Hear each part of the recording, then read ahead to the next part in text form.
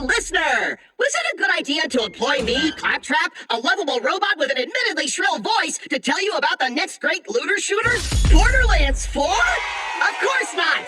But you are listening, and that's the sick truth of marketing. Behold! Marketing hypnosis! Borderlands 4! Borderlands 4! Borderlands 4! Buy it! Buy it! Succumb to the marketing! Rated M for mature.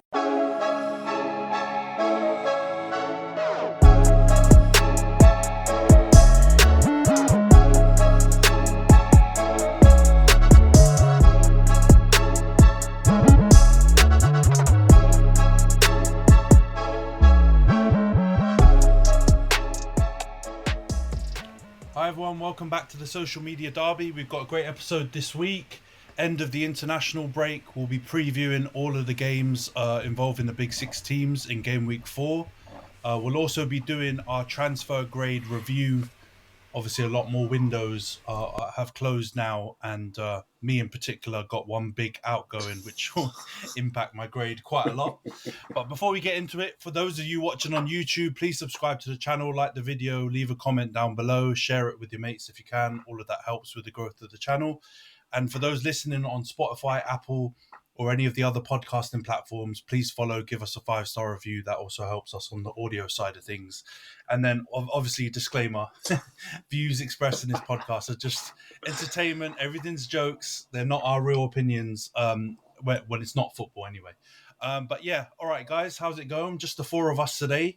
I'm surrounded by Asna, but I should be all right. How are you guys doing? They clapped it. You'd rather be surrounded by us than Liverpool fans. Let's put it that way. I lie. Agree. I'd still take this to a one-on-one pod with Kem. That would be my worst nightmare. So I'll take you guys, no problem. But let's get into the Arsenal. Let's get into the Arsenal versus Forest game. It's about to kick off in the next 10 minutes or so. We already started chatting a little bit about the lineup because there's a few controversial calls in there. No Declan Rice. It looks like Eze up on the left wing and Madueke on the right wing. So a couple of interesting choices there. But also, yeah, you're playing Forest with a new manager. Ange Postecoglou back in. Nuno's been sacked.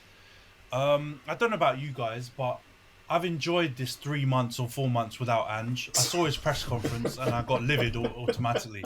I'm just like, why is this guy back?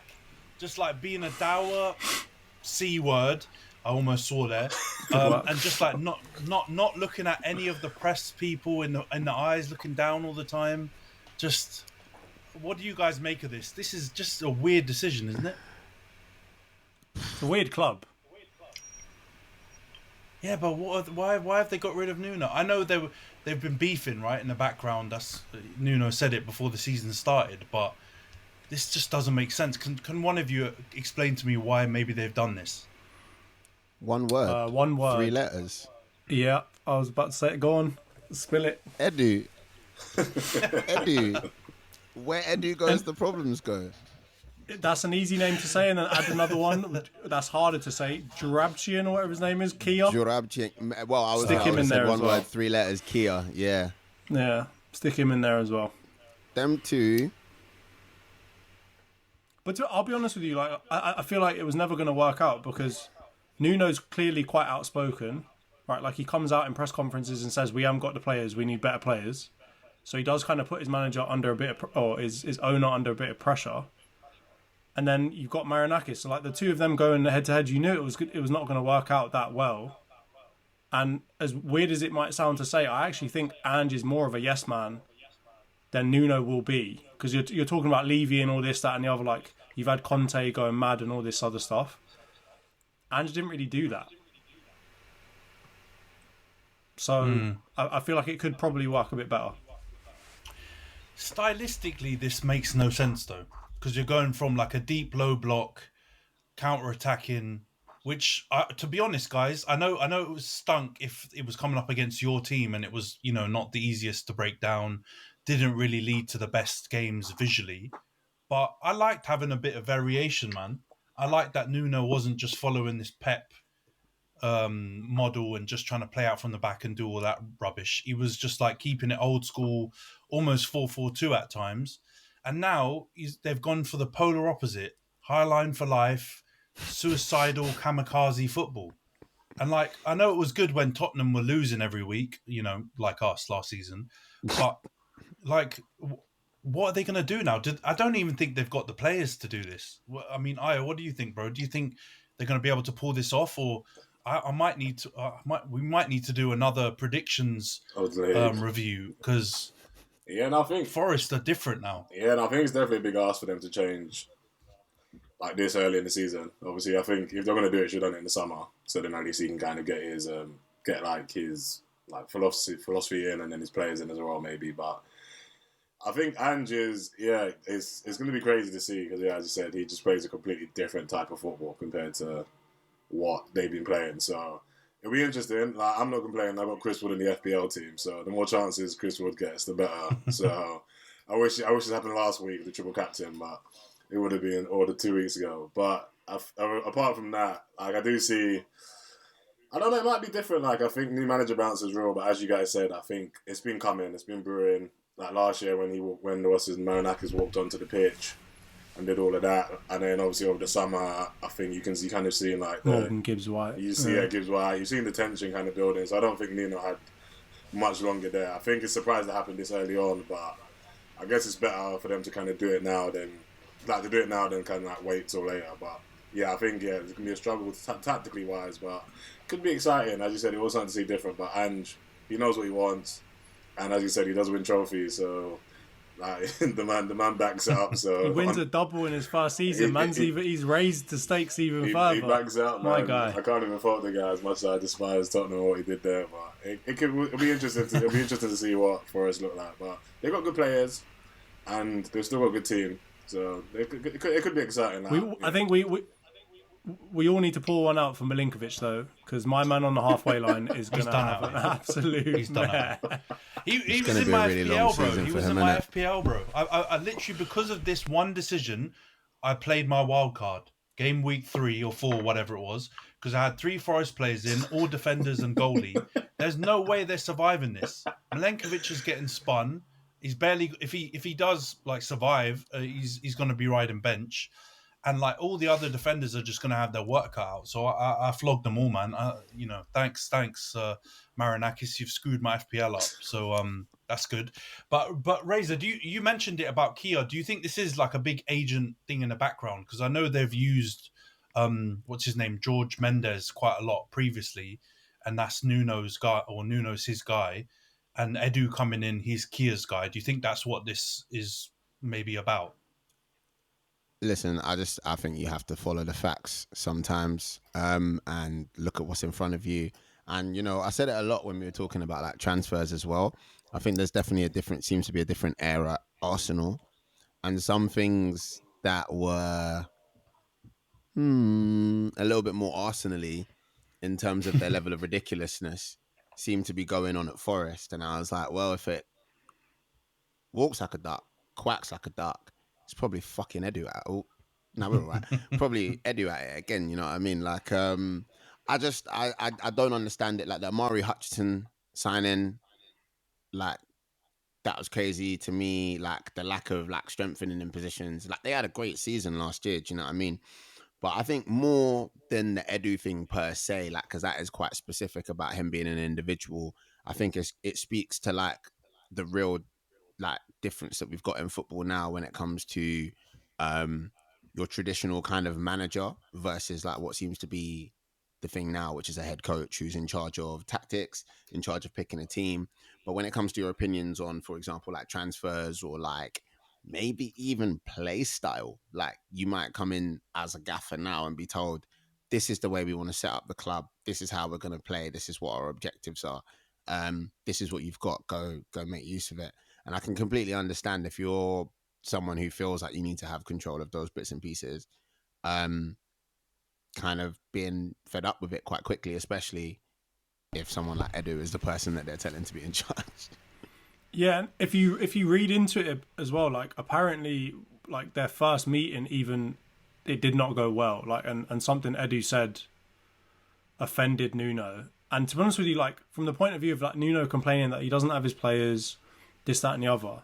I mean, the signings that they've made have been strange, but they're not like horrible. Getting Douglas Luiz on a season long loan is not a horrible signing. Like Douglas Luiz is like a proven Premier League player. Yeah, he hasn't been great at Juve, but I mean, I didn't think he was ever going to be very good at Juve. But I think overall, like you can't really complain too much about the signings. Yes, I'm sure Nuno would say, "Oh, I wanted somebody else." That's fine.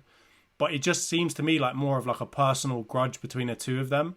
And at the end of the day, obviously, like Marinakis has just put Edu in this like because it's not just Forest, is it? It's like his whole he sits over everything now. Olympiacos, Forest, like so. I feel like he's kind of like made his line in the sand and said, "All right, Edu's the guy now." And I don't think if it comes down to it, he's going to get rid of Edu over Nuno. So he just felt like there was a personal vendetta between the two of them. They're not getting on. And Marinakis had to make a decision and just basically say, okay, get rid of Nuno and let's get someone else. But I do think that the choice of Ange is a weird one because there are other managers that are on the like we literally have just talked about Jose Mourinho, who's been saying that he wants to come back to a Premier League team that is not in or I know he said not in Europe, but obviously he probably does want to be in Europe. Like. Just Mourinho doing Mourinho things, innit? Exactly, but also Mourinho's play style probably would have worked better with that Forest team. Like if you think about it, Nuno, like Jose cut his teeth as parking the bus. So it's a bit weird to have Ange, who's like the antithesis of what Nuno did, to come in. Yeah, but I read stuff that they've been meeting like in the summer and stuff. So I think it's been on the cards, like you guys were saying, and they're just waiting for a moment to actually get Ange in and get Nuno out. But yeah, it's a crazy decision. Let's get onto the Arsenal side of things. Obviously, we talked about it a little bit just now. You've got Eze starting, Madueke starting, no Rhys. What do you guys make of the lineup? It's not that remarkable. I think, you know, if we weren't coming back from like the international break, then I might be like, why is Declan not playing? I personally, as an Arsenal fan, I want to see Declan Rice play 90 minutes every game week, if possible. The only time I ever want to see him not included is if we have Champions League on the way, which I feel like is obviously a thought. And then probably not overusing players or not like sort of hurting resources ahead of like after the international break as well. Like, and I think you're going to see that across all of the big teams this week. You know, Slot was in a press conference telling everyone like, yeah, we're excited. We want to play the new players. We want to play Isaac. We get it. But got to make sure he don't mash himself up because we signed him for 5 years. Not just for this weekend, which I think is a really good way of putting it when you're thinking about player stuff. So I think, yeah, I'm not like worried. And again, it speaks to the depth that we've added. Do you know what I mean? I'm not worried that we're not playing Declan Rice. I'm not even inherently worried that Saka is not back. Like I'd rather see him get back on his feet properly than rush back as he has done several times and potentially not be in a good position when he comes back. Do you know what I'm saying? It just makes me happy to not see Trossard start because no, I like him. He's a good player, but he's like one of them ones where like you start him and he's terrible, but you bring him on in the 60th, 70th minute and he's really, really good. So like when we were getting into those stages last year where we had to start him on the wing somewhere or even up front, I was never happy about that because he doesn't have that for me to be like a full starter. So I'm just happy about that, and I do think that like, you know, I'm not going to go as far as fucking Gary Neville saying that he thinks that we should play Saka on the left wing to get Madueke into the team. I don't know what my man's got against Saka, but he needs to give his head a wobble. But like, I am happier that we've got Madueke on one side, Eze on the other. It just it does make me happy that that's what we're able to do now when we've got injuries, because they're gonna come. Like, I mean, we've already seen 3 big ones. They're just gonna keep on coming, especially when we're playing this much football. So I am happy with the kind of starting lineup, and yeah, I hope that we can put, you know, start off Ange's spell at Forest in the worst way possible. I want us to hammer them. My feelings on Gary Neville are probably the sort of opinions that Ant issues the disclaimer for at the beginning of the pod. So I will say nothing. Yeah, Yes. he just he's got something against Saka because like with Foden, he's saying that everyone should play around Foden. He's the best English player ever, and then you've got Saka who's literally been at tournaments, international tournaments, voted our best player or in the player of the tournament every single time, and he's still waffling all that. Now, obviously, I don't know, maybe he's just trying to make Madueke feel better because he had like a weird intro to the Arsenal team or what. But now he's suddenly coming out and saying, Madueke looks really, really exciting and you've got to essentially do whatever you can to get him into the team. I'm like, no, mate. Why would you take Saka? I don't like the fact that Saka's got this like label on him now that he's like Mr. Utility. He's not fucking James Milner. I'm not sticking him at left back, right back, left wing, right wing. Like, it's mad that that's what we're coming to in terms of like the punditry. It's genuinely just shocking. We need to get Tony Adams or somebody else onto these panels more frequently because these are waffling absolute rubbish. I think it's why, like, for me, the Americanization, if I get on my little soapbox and do my little speech, like the Americanization of football, our football, will always be something that I kind of like engage with in a bit of a reluctant way, because like I think there's loads of things that we can learn really well from American sports, not necessarily MLS, but like the NBA, NFL, the way that like player power, the way that they let players be themselves and express their cultures, their heritage, all of that. Like, I think there's so many positive things there. I think there's some stinky things there, you know what I mean? And like the super like polarized, biased punditry thing where it's like, okay, cool, you got this guy on, you know he's going to rip on LeBron because he's the anti-LeBron guy. Do you know what I mean? It's like, I don't want to see that in football. I would actually much rather watch like Gail Clichy talk about like a City or Arsenal game. Like, get Gail Clichy and Michael Richards on, yeah, like, because at least they're going to be able to, like, them man, are they the most exciting pundits in the world? Probably not. Like, are they the people that bring in mad big viewers for these broadcasters? Maybe not. But at the end of the day, like, they sit down and they discuss the game. Do you know what I mean? Allegedly, if you watch on illegal streams, you get a lot of American coverage. Do you know what I'm saying? You get people like Tim Howard and Joe Hart, and they're actually trying to analyze the game, and I rate that. Do you know what I'm saying? Like, rather than this, like, I'm going to say some stuff that reaffirms my club bias and get a clip that's going to go viral on. Go do TikTok dances if you want to get views, Gary. Like, stop. Leave football alone, bro. Yeah, and I mean, on that topic about like the Americanization thing as well, like at least the American ones, you've got multiple like pre-show or pre-game shows that you can watch, right? So if you want to go and see the anti-LeBron guy or the whatever else, you kind of got all these different options. I feel like with us, we're just stuck with the same dons that are the same, like, you know, they're clearly chosen by the broadcaster, and they're just going to say the same old stuff every single time, and you get sick of it after a while. Like, I feel like somebody needs to come in, CBS or whoever else that does like the Golazzo, come in and offer something for the Premier League, like on a more frequent basis for UK fans, because I'm tired of listening to these lot waffle absolute rubbish. Yeah. Who's been waffling? Sorry guys, I had to jump off. No, we're just talking about Gary Neville and his suggestions about getting Madueke into the team now, as if he's like our most important player, and how Saka should play out of position to allow him.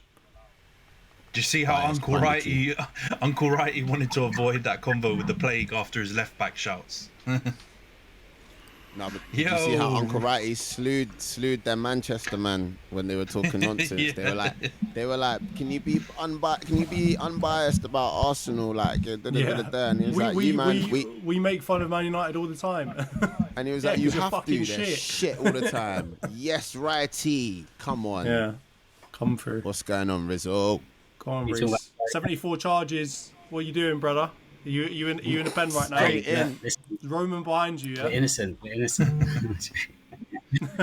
Right. Even though you self-reported that you're guilty. Do you know what's ironic? We're trying to argue that no sporting merit was gained in these with this disadvantage. But how can you argue that when we got Hazard and Willian playing for the team? And Eto, We don't count Eto. Fabregas as well. We're taking back Fabregas's medals. He's no longer a Chelsea legend. He's only an Arsenal legend. Sorry, mate. That's Fabregas's only claim to the Premiership. Is Shut up. at Chelsea. So, yeah. We know how that. All right, then before we get into the Chelsea section, and we'll give Rhys the Spanish Inquisition about these 74 charges. Let's quickly do our predictions for the Arsenal Forest game, which has obviously kicked off already. Who's top of the league? All right, Kem Larden. Not me. He's not Kem and here. then Lana and then me. Yeah, all right. Since Lana's struggling with his connections, we'll go to you, Jonts. What's your prediction for this one? I'm going KG 2-1 win to Arsenal. Right, 2-1 Arsenal. Rhys, I think you're next up, bro. What's your prediction for this one? Going to go 2-0 Arsenal. I think it will be tight. Obviously, I think Ange has to adapt. I don't think he'll move away from Nuno's style of play so quickly. So I think, yeah, it'll be close affair. 2-0, I think. All right, that makes sense. Kem, what's Kem done? Kem has sent in 2-1 Arsenal as well. What's your prediction, Razor? I want to go 3-0. I think I agree with Rhys. I don't think he's going to completely run away from the tactics straight away. But I think like things are going to be a bit rattled. It's not going to be like the normal new manager thing. And I think him not changing things will actually potentially prevent that new manager bounce. So yeah, I think big Arsenal win coming in after a cagey beginning. So what was that prediction again, bro? 3-0. 3-0. Oh my goodness. Big score lines. I'm gonna go for Arsenal to win 3-1. I think there's gonna be a lot of goals in this. I don't think Ange is gonna have time to properly get them playing real high line football, but I think he'll have enough time to really give them some enough time chaos. to ruin it. Yeah, enough time to just tweak them enough to destroy what's going on with them. So yeah, all right, I'm gonna go 3-1. We'll come back. We'll circle back and drop in Io's predictions, and someone's gonna need to find a way to speak to Nash to get his predictions as well. But all right, that's the four of us on here with the predictions for this one. Rhys, I don't know why you've gone off cam now, bro, because you're hiding. The next section, Brentford Chelsea. Yeah, man. I mean, normally this would kind of be a bit of a boring fixture, right? I know it's a West London derby, but Brentford, Chelsea, I don't think there's any vim behind it. Even the Fulham Chelsea one, there's not much vim behind it, so it would just be run-of-the-mill game. But we've had these 74 charges dropped on your head top, Rhys. What is it for? Is it for like secret agent fees or something? I read somewhere. What's this all about? Yeah, I think it's to do with agent fees and off-the-book payments to players to obviously get them to come and play for us. Long time ago, though. Points We've deduction. changed. We're a different team now. But yeah, the thing is, like, It goes up to 2022, bro. You're saying long time ago. Come on. mate, we're in 2025. Stop living in the past, man. We are Arsenal fans. Okay? Okay? Nah, Don't you dare tell us not to live in the past. but the thing is, this isn't news. We've known that this has been flagged to the FA a long time ago, and it was just under investigation. So the charges are new, but what we were being investigated for isn't. And I think obviously you can't predict what the FA are actually going to do, but I think we helped ourselves. The board helped themselves because they self-reported to the FA. So I think that's going to make us look better, because if you look at any of the other, like, we cooperated basically, whereas when the FA have had previous cases in the past with clubs that haven't cooperated, yeah, like Man City, like Leicester last season caught an FFP charge. Yeah, so I think we've done well to kind of maybe smooth it out with the FA. So let's hope it's just a fine and no points deduction here. But I guess we'll know. I think they said we've got like 2 weeks to respond. I don't know what we're responding to because we we pretty much snitched on ourselves. So what is there to respond to now? So I'm not worried about that though, because obviously this has been news, and I think because basically the club brought in accountants when they were buying. No, sorry, Clear Lake brought in accountants when they were buying Chelsea, and they knew about these off the book payments, and it could be factored into what they actually paid for the club. So I think they've got the money for it, and I don't think it would be coming out of their pockets. So I'm not worried at all about it. It's not a Man City thing. And yeah, like we what is it? We took a plea deal, man. Come on, like the lawyers will obviously speak to the judge and say, look, like, we did our time. But yeah, we don't know. I think anything about that we just have to put to a side. Like, it's not anything Enzo Maresca needs to focus on right now. We just need to focus on climbing up the table. So that's how I feel about it. So the other question I've got about this is you mentioned like your current owners were like flagging this to the FA or the Premiership or whatever Premier League when they were buying the club. Do you think this is factored into why they've gone absolutely berserk with all the signings? Do you think that maybe they're thinking we could get a transfer ban, let's just front load this and try and get as many players as possible, so that if we have to, sit down for a couple of years worth of transfer windows, then you'll be all right? Or do you think it's got the two aren't connected? I don't think they're connected as such, but yeah, we've been here before. Like, we're well equipped for a transfer ban. Transfer ban, so be it. So be it. Problem. It's your time to shine. There's more than one Rio Ungamoa. No, I'm joking. No, real talk though. We could get a transfer ban. I see that as that could be an outcome of this, but I do think we're well equipped to that. I don't think it ties in with the business model because no matter what, like death, taxes, and Chelsea flipping players, that's always there. So I don't think it ties in, but a transfer ban, we can cope with that. I mean, I've been sitting here screaming for a goalkeeper and maybe another defender for like God knows how long, and we didn't go out and get one. So what's a transfer ban? I'm not gonna lie, it might be what you guys actually need to just calm you down a bit, because there's just too many transfers going on.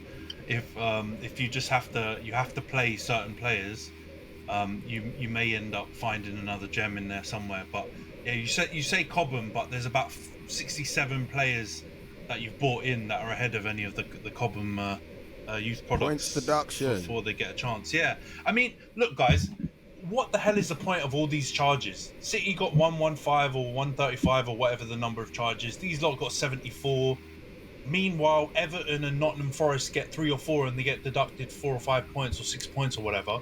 What is the point of all this? It seems like clubs are getting treated a bit differently with the punishments. If you don't get points deduction, I'm just saying. This is where the Cartel 6 comes into it, right? Like, because at the end of the day, like, this is the part where you've got the money, the means, and the experience to fight these charges, or to in this case, to create your strategy of just snitching on yourself like Gunner, to get like all of this off your back, right? So that is where I think, the Evertons, the Forests of the world, maybe they don't play the game as well. And we know that Chelsea are, loophole settings every day of the week anyway. So that they've planned this out since when they bought it. I wouldn't be surprised if when they bought it, they already knew about all of this and they just tried to figure out, okay, when do I need to report it by? What is the best strategy for me to go ahead to get the smallest punishment possible?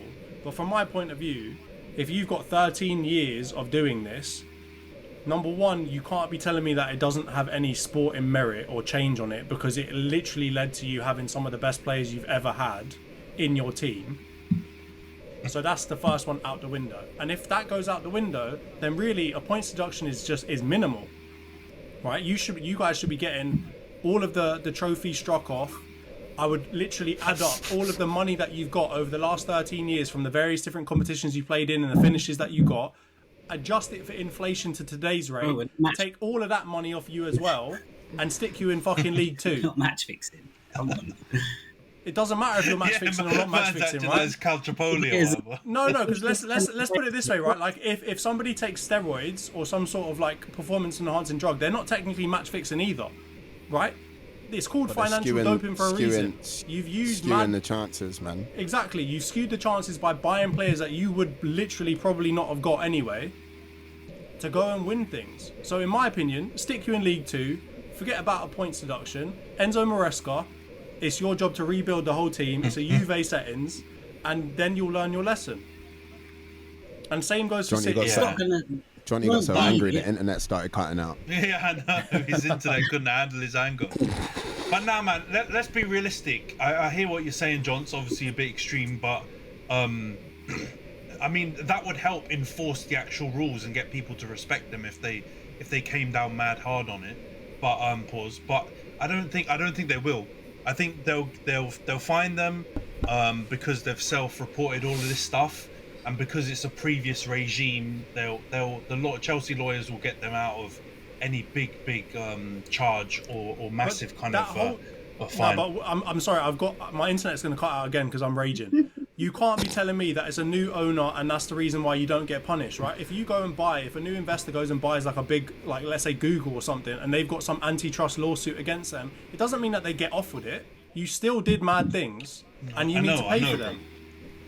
I know. I'm just saying, realistically, the way that they've done this, and which is a very different way to City, right? Which is like a bit more passive, a bit more like you said, a bit more, snitchy on yourself type situation. They're going to get away with not getting big points charged. It's like it is literally like copping a plea.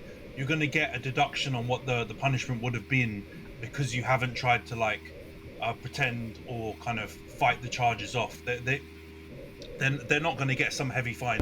I mean, even a fine, I don't think it would be that heavy. It'll be light work for them. What did you get from UEFA? Because you get charged with something from UEFA and you like paid 80 million, wasn't it? Yeah. I thought it was less. I thought it was like 30 or 35 or something like that. It was it was like 30 million, but then it would have gone up if we didn't basically have a positive transfer balance. Yeah, that's why you had to sell more players, isn't it? Yeah, and that's why we helped you buying your Deadwood. Okay, great. We always get back to the same issue, but now, I mean, all right. So, what do you think, Razor? What do you think is going to come? I know you might come, a little bit harsher with the punishment on this one, but what do you think realistically is going to happen? Nah, realistic. Nah.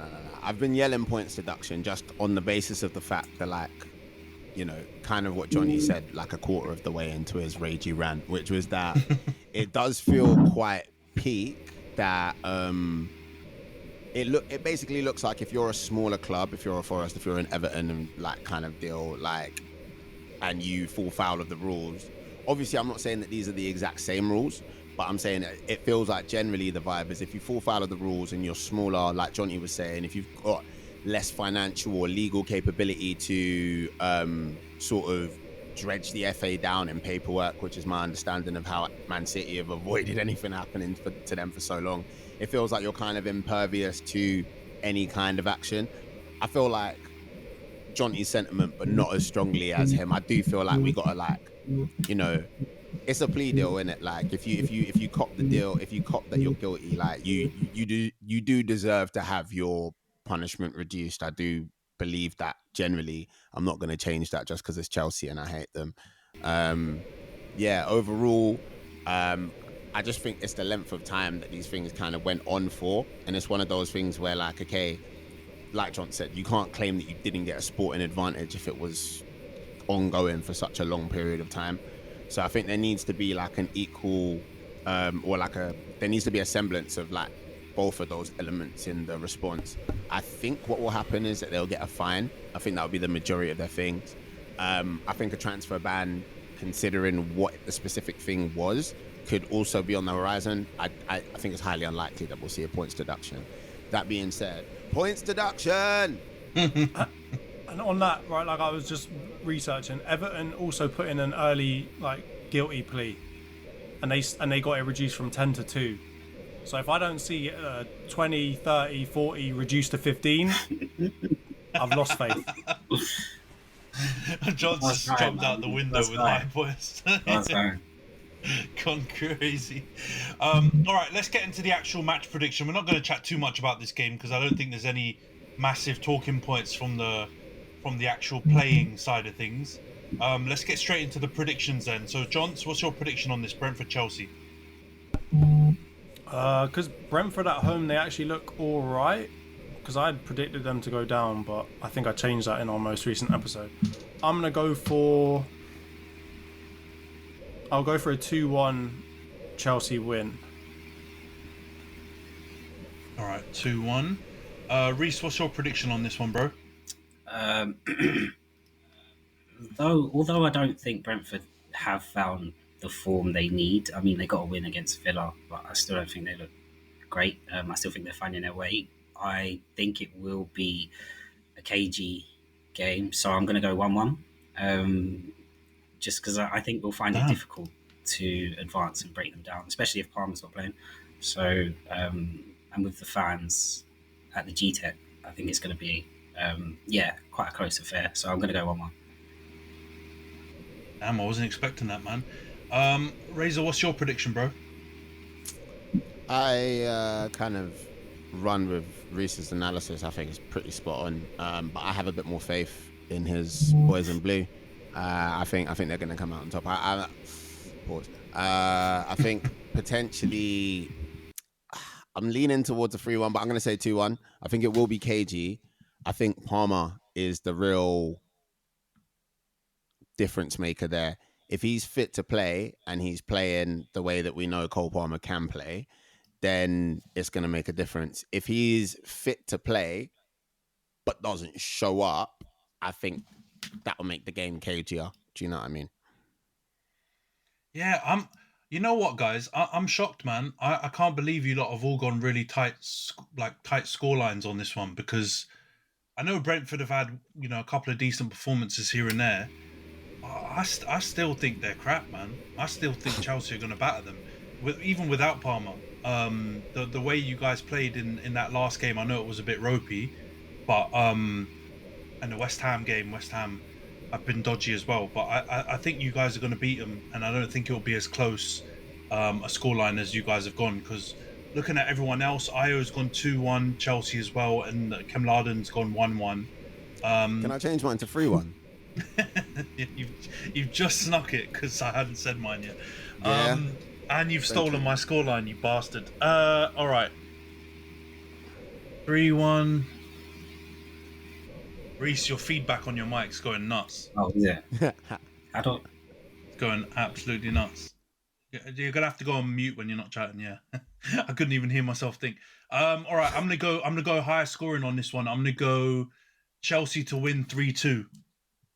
And the only reason why I give Brentford a couple goals is because I think your defense is still a bit. I don't really believe in Sanchez that much, and you're obviously missing a few of your key defenders. So I think you might leak a few goals, but I think you'll get the dub. And that's mostly because, Razor stole my scoreline, you bastard. All right, let's go on to the next game.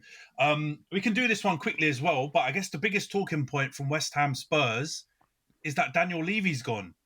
And I don't know about you guys, but I did not have this on my bingo card. I was absolutely shocked when they announced that he's gone. And to make it even worse, I think Vinay's their CEO, isn't he? So they've gone full Arsenal with their setup going forward. But what do you lot make of this? Because Spurs fans have been calling for him to leave for ages. Although he brought them, a trophy recently, have turned them into a Big Six club. They've probably got the best stadium in the league. What do you guys make of this? I'll go to you, Johns, first. What do you make of this decision to get rid of him? It feels like kind of the end of Wenger for me. Is like the smart business, stable choice. The one that's got experience and knows how to run a club. That phase of Tottenham, I think, is probably over to a certain extent, because I was reading that like ENIC, they've realised that they want to actually go for it now, and so I think it just kind of speaks to the fact that I think Tottenham are going to go out and go a bit crazy now. I mean, even the Xavi Simons signing was kind of uncharacteristic for them.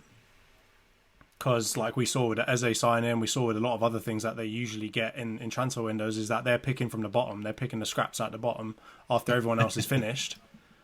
And I think there might be kind of a new day at Tottenham, which is sad for me to say. And I do think that Tottenham fans should pay respect to Levy, because he's put them in a really good financial position. They've got a wonderful stadium. They've got crazy sponsorship deals that they don't deserve. They've got a decent manager now who can actually get them into a good place.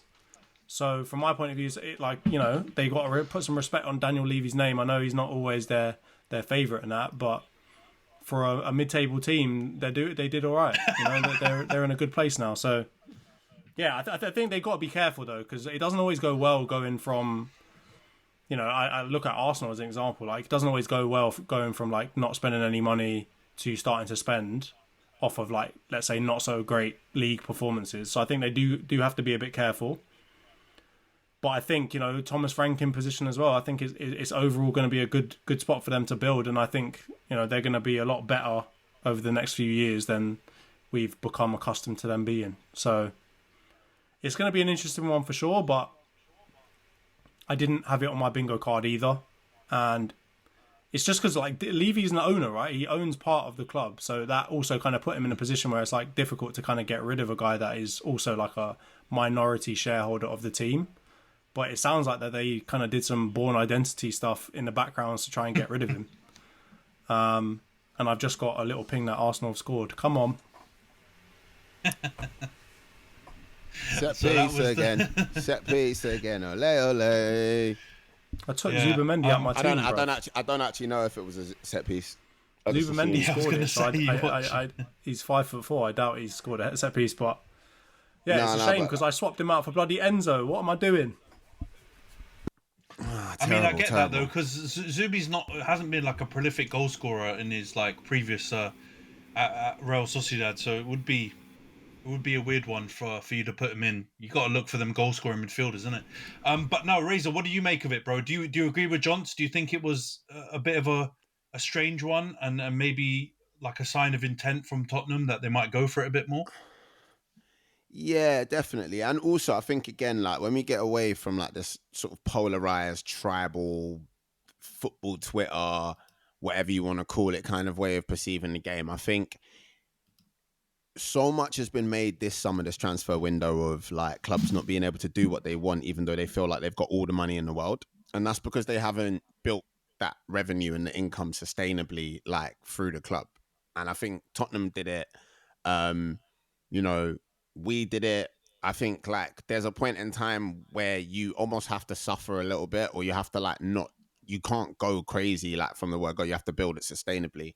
And as boring as it is, and as probably, like, disappointing as it was for the fans at Spurs, like, I was disappointed when we didn't make crazy break the bank signings at Arsenal. Do you know what I mean?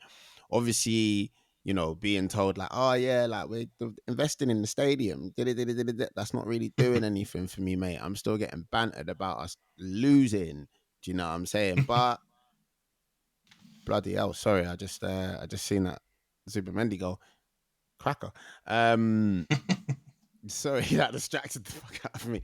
But yeah, no, essentially, I think you have to do it sometimes, and it's a bit boring. And I think him being an owner and probably having the opportunity and the power to sort of stay there for a long time, or a long, probably to the point where you'd have to be pushed rather than jump. I think it's good that there's been a time and they're kind of drawing a line in it and being like, yeah, new era. I think Spurs fans should be happy. I think,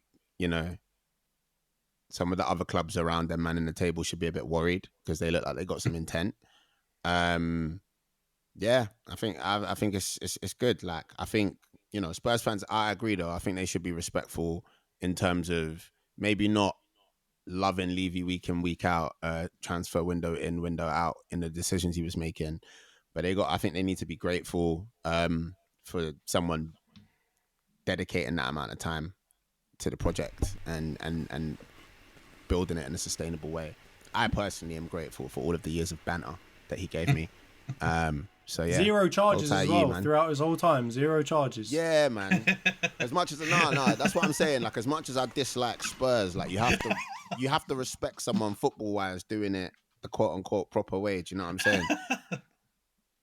I knew you Unlike guys were these gonna. rapscallions. I knew you guys were going to point out the right way in air quotes, and that's why it's a perfect time to throw it to you, Rhys. You didn't fire any dinner ladies either, man. Oh, he settled down. So I'm sure he did. I'm sure he did. When they moved stadium, I'm sure they did. But I think they just don't get the same media coverage that all Spurs do. They. But Rhys, from one club who did it the right way, I feel like Chelsea are the polar opposite, right? Like you guys do things quick, move quick, win trophies, but spend money, move crazy. What do you make of this? Do you think it was the right decision to get rid of him to be a bit more ambitious, or do you kind of admire the way they went about it? I think so. I think it is a bit sudden though, like for them to just come to this decision, like at a few games into the season. I thought if a decision like this would have been made, it would have been made at the end of the season rather than after the transfer window shut. So I do find it a bit odd at the timing of this whole thing.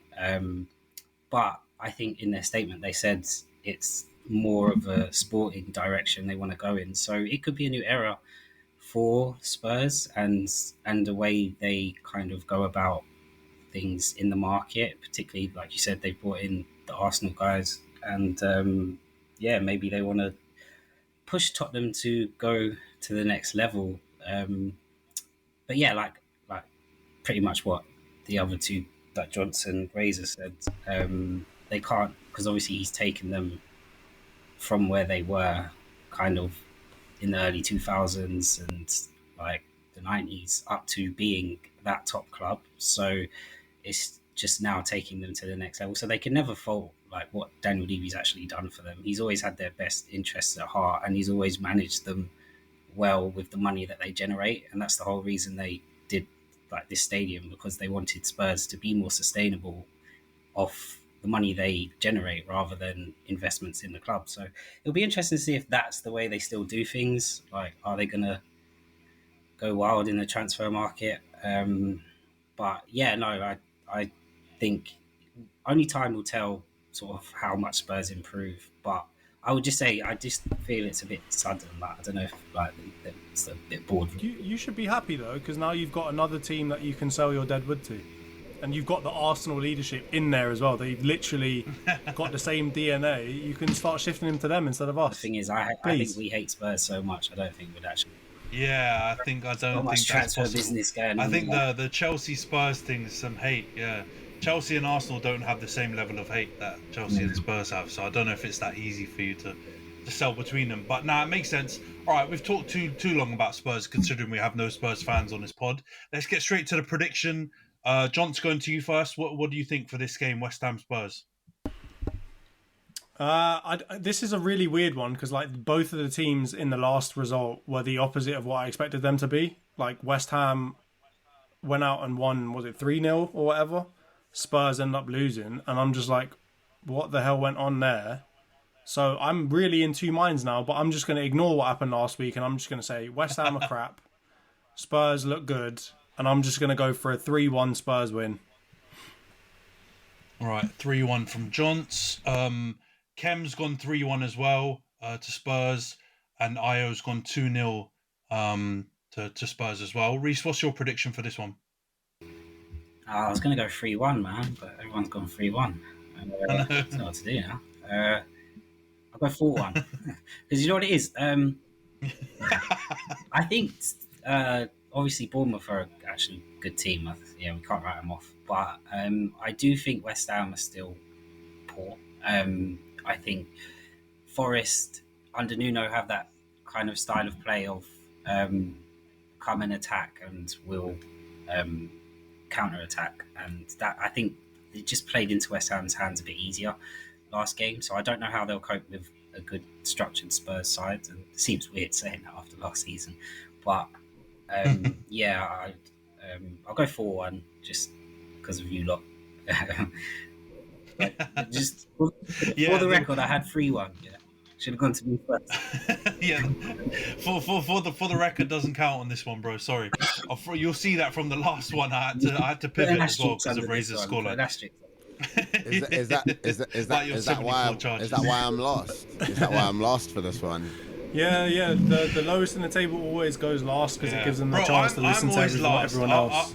I'm always last. I'm gonna be the one who has to follow up, so don't fucking take my scoreline again, bro. But yeah, Razor, what's your prediction for this one? You need to learn from the people at the top of the table, mate. Mate, I'm a rogue. Do you know what's funny? I was thinking 3-1, and then when you were like Jonty and Kem, I was like, right, if Jonty and Kem are agreeing, that can't be good. So probably need to change that. Then I was like, maybe I could see them scoring another one, 4-1. Then Rhys. So now I'm like, do I hide there or do I get bold with it and try and take all the points and all the glory? I don't know. Like you see the thing, like the Bournemouth game, yeah, like they won. Bournemouth won 1-0 innit? Yeah, should have been about 6, but it was 1. Yeah.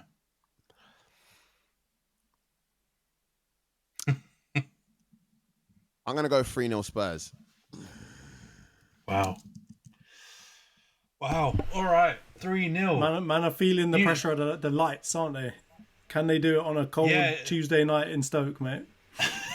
Honestly, and I hear what you lot are saying though, because the last game week's thrown a spanner in the works. I think if this game had come at that time instead, with the way that the two teams were playing, I think this would have been really straightforward. Weirdly, I think we'd have all probably gone for the same scorelines though.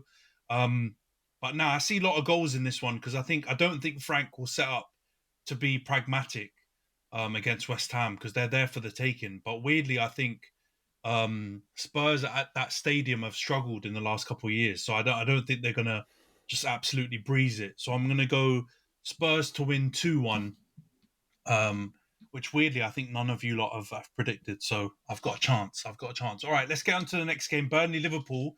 Since Kem's not here, we can breeze through this one as well because it's boring. Who wants to talk about Liverpool? I guess the only talking point is the Isak Ekitike stuff. He's obviously there. He's in their clobber, doing all the training clips that they've been pumping out everywhere. Do you lot actually think there's a chance they'll play together? Because I'm a little bit skeptical about this. I think, in my opinion anyway, I think they'll end up maybe pushing Ekitike out to the left, but I think he could also ride bench for a little bit too. But what do you lot make? Rhys, I'll go to you first. Do you think they'll play together, or do you think this is going to hurt Hugo's chances? Not today. They're not going to play together today, I don't think. But in the future, I think it's really going to come down to form.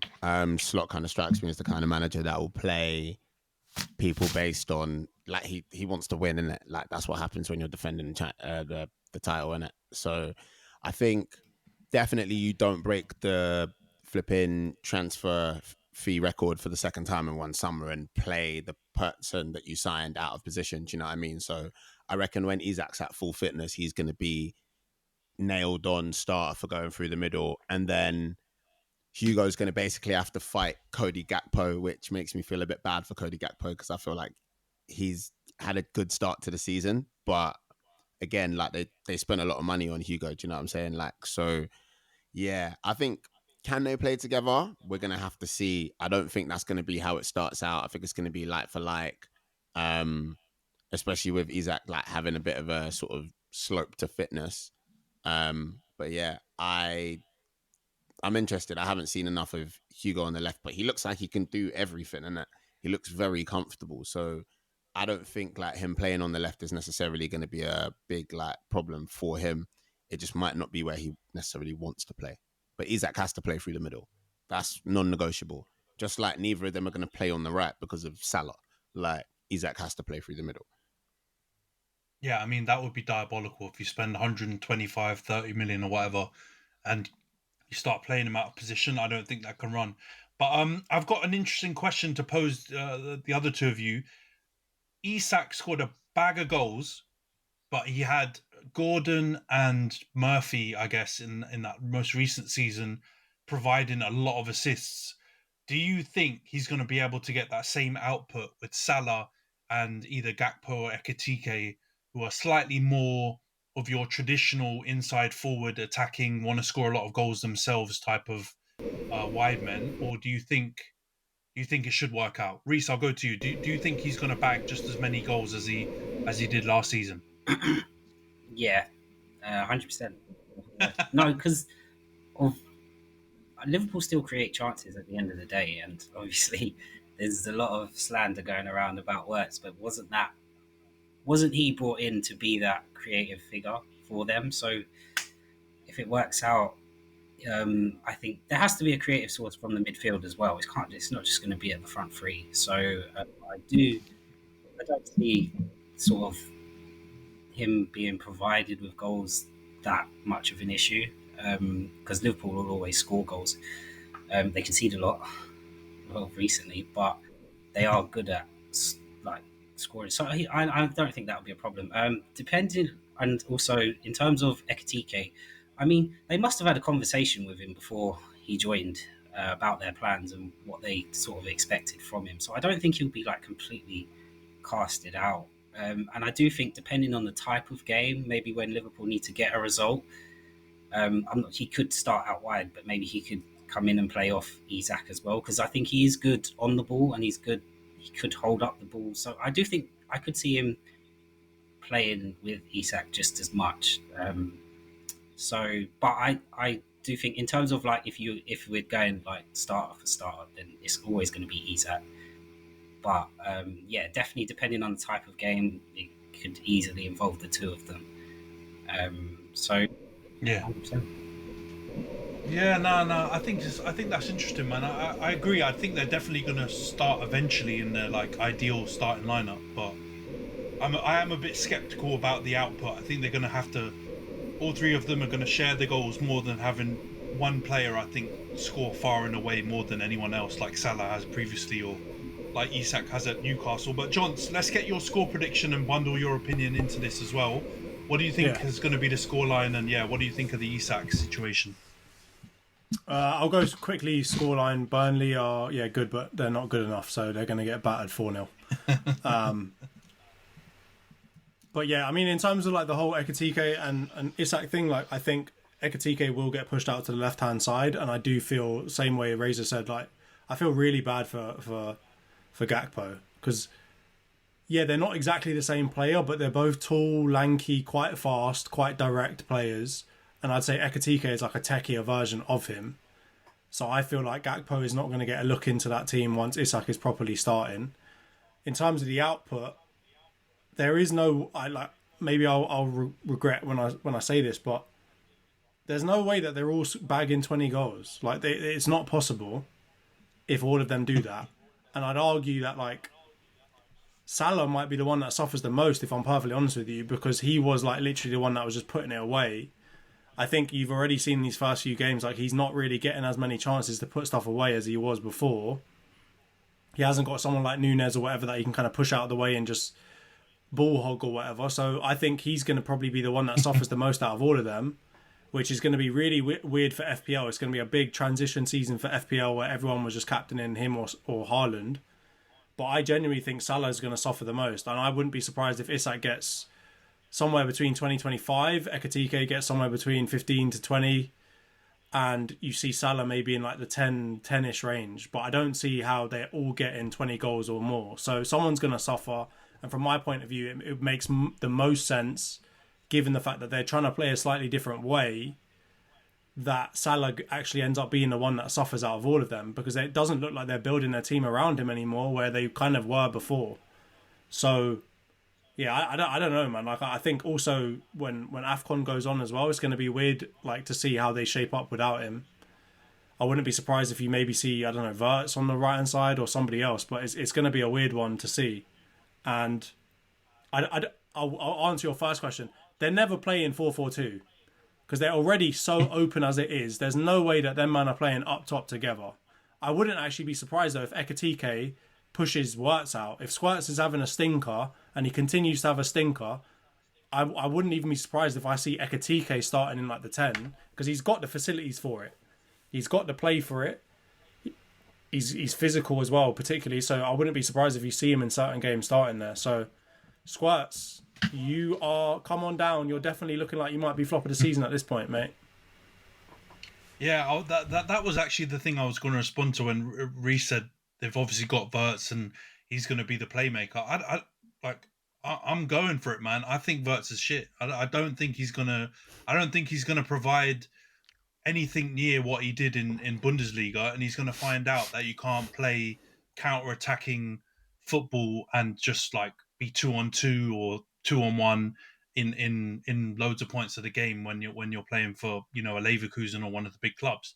So I actually think he's already been transitioning into this more of a playmaker role, even though last season he still scored loads of goals. I think if they didn't have Noodles up front, he would have also, and you Arsenal guys are not going to be happy, but he probably would have broken the Henry assist record if he actually had Noodles. So maybe now that he has Isak, right? I actually think that you're right, Johns. He'll probably score less goals, but I wouldn't be shocked if his assist numbers go up, because I see him being kind of more of the playmaker now in that team and less of like the finisher. But yeah, Rhys, what's your prediction on this one? You're next on the list. Do you also think it's going to be a smash in 4-0?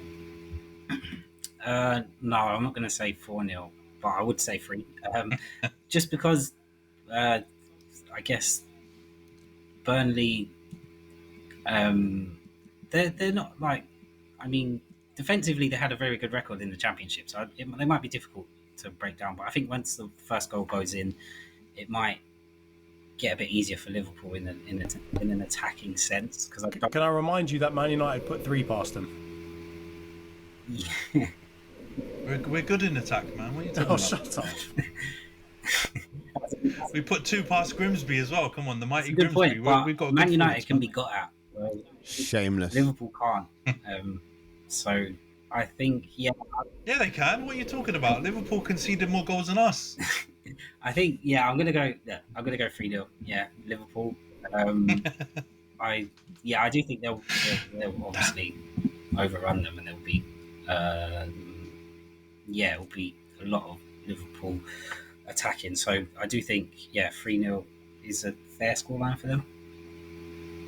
All right, you've gone 3-0. John's gone 4-0. Kem's gone 2-0, and Io's gone 3-1. Liverpool, all for Liverpool. What's your take on this one, Razor?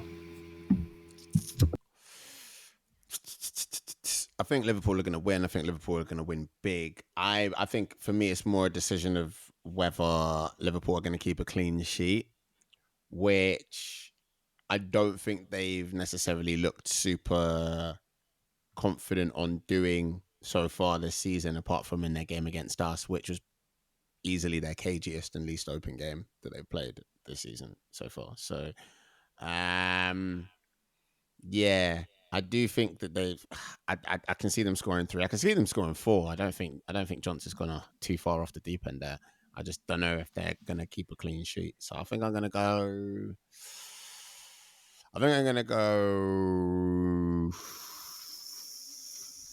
4-1. You bastard. Fucking again. You've done it again. I was slightly wondering if I could change it to that, because that actually sounds a bit better than mine. Shit. Oh, man. I'm just getting... I've got no chance of getting off the bottom of the table the way this is. I'm all right. I'm going to have to pivot, man. I'm going to have to... I want to say 4-1 as well. That was what I was thinking throughout all of you guys. No, I can't, man. No, I can't. I'm going to go Liverpool to win 2-1, even though that tells, like, the logic in me tells me that's a ridiculous call, because I think there's going to be lots of goals in this, but I can't see a Liverpool clean sheet.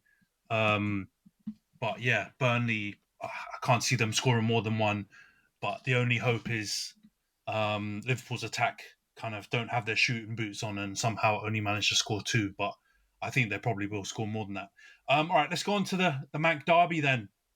First one of the season at the Etihad. And I don't know if there's too many talking points, because both of us are down bad. Both of us are, I mean, they're even below us, which is bizarre considering how ropey we've been this season so far. I guess the only call is, who does Amrin play in goal? I know he said in the press conference he's playing Bayindir, but honestly, I'm shitting it. If he's playing Bayindir, I'm shitting it almost as much as I would be if he was playing Onana. And you guys know what I think of Onana. So yeah, what do you guys make of this call? Do you think we should be throwing the young kid in? or do you think it makes sense to keep Bayindir in with this one? I'll go with you, Johns, first. Do you think it's the right call? No, you got to go for Bayindir, man. Like, if you want Lamens to actually have a career at Man United, you do not start him against Haaland in his first week in the Premier League just to get packed out. Like, I'm sorry to say, Bayindir's stock is already low. He's already done at United. There's no point, right? Just let him hold 3 or 4, whatever he's going to hold, and just move on. Let Lamens come in when you're playing. I don't know, someone crap. When you're playing, I'm trying to think who's really crap. When you're playing West Ham or someone Man like United. that, or when you're playing like 11v11 in training, let him come in then and just let him find his feet. So, I don't think it's a good idea. I know that Man United fans are desperate to not see Bayindir or Onana in their goal. I think you're gonna have to settle for 1 out of 2. Trabzonspor's finest is off now. Be happy with that, but don't push it too far because. You can't just keep on buying goalkeepers like bloody Chelsea buy centre-backs. You've got to actually find a goalkeeper that you want and keep them. And if you care about this guy at all, let my man have a bit of a chance to see what's going on before you throw him in front of bloody Erling Haaland. Yeah, I hear what you're saying, man. I think logically speaking, this is the sensible decision. But I don't think any Man United fans are still in sensible mode. We've all lost it. So I get why all the fans are saying let's just throw Lamens in there, because we've already seen Bayindir in a lot of games. He's already cost us, you could say, 3 points in the Arsenal game. I don't think he was really at fault for the Fulham one. And then with Burnley, again, I don't know if you could blame him really. It was more a midfield and defensive issues that I think cost us. So I think we're on a hide into nothing either way, but probably you got to protect Lamens a bit, and give him a bit of time to at least train with the team, because I think that's the other thing. To come in off the back of an international break where I know he hasn't gone on international duty, but the rest of the team are not really there. He's not able to really integrate with everyone. It will be really, really risky to throw him in straight away, but I hear it. All right, Razor, what's your opinion on this one? And kind of maybe let's throw a spanner in the works. Let's get you doing the predictions first on this game. He's determined to do anything he can to not have the same score prediction as me. Mate, I've got to change the order. I think, do you know what? I think it's a lose-lose putting in the new lad. There's a big risk. If he plays well, cool, stunner. If he doesn't, you might have shot his confidence. Bayindir, you guys said you know what you're getting with him, and to be honest, like, if you hadn't signed this guy, you'd have him or Onana. You'd be screwed. So like John said, like 1 out of 2 is not bad. Do you know what I'm saying? I think this is I was watching a pod the other day. Someone called it a mid-off. I saw someone online call it a cheeks-off. Battle of the least in form. Man. I don't know. I think prediction-wise, let me get that bit out first. I think it's going to be 3-1 City or 2-1 City. 2-1 City, 2-1 City. I'm going with. I think, City are just... I think City are just a little bit better than United despite their current, fall off of form. And I think they're going to, put it all on the line for the derby at home in front of the fans. I just don't think United have enough. They haven't done enough with that midfield. I heard Money Mace is injured now as well. So, I think Pep's midfield hasn't been doing all the things that it wanted to do, but I think they've got enough to overrun United in it. So I think it'll be cagey. That's why. Do you know what, Jonty? You can have it. I'll go 3-1. I actually think it's going to be 3-1. I think it will be cagey, and then City will get a bit of confidence and run away with it. So I convinced myself there. Yeah, I was going to say, man's bouncing around. All right. So 3-1 for Razor on that one. Rhys, what's your prediction on this one? Prediction-wise, I'm going to go 2-0 to City. I definitely think this is a game where City can get their confidence back. and Haaland can get a goal or two because I've captained him, obviously. But no, like in general, because it's at the Etihad, right? Yeah. I can't see. I think United are still poor at the end of the day. City are poor, but they can get results. So I'm going to go, 2-0. Like, don't get me wrong, I think United are still coming back wounded from Grimsby and their start to the season. So I think there will be, and it's a Manchester derby, so I definitely think there'll be a bit of fight there, but it's still City at home. I think they'll still grab the win. So, like you guys pretty much said, you can't really throw Lamens in a Manchester derby. His first game is a bit mad. So if you're going to ruin anyone's reputation, it might as well be Bayern Diaz at this time. So has he even got a reputation? Exactly. I don't even know, bro.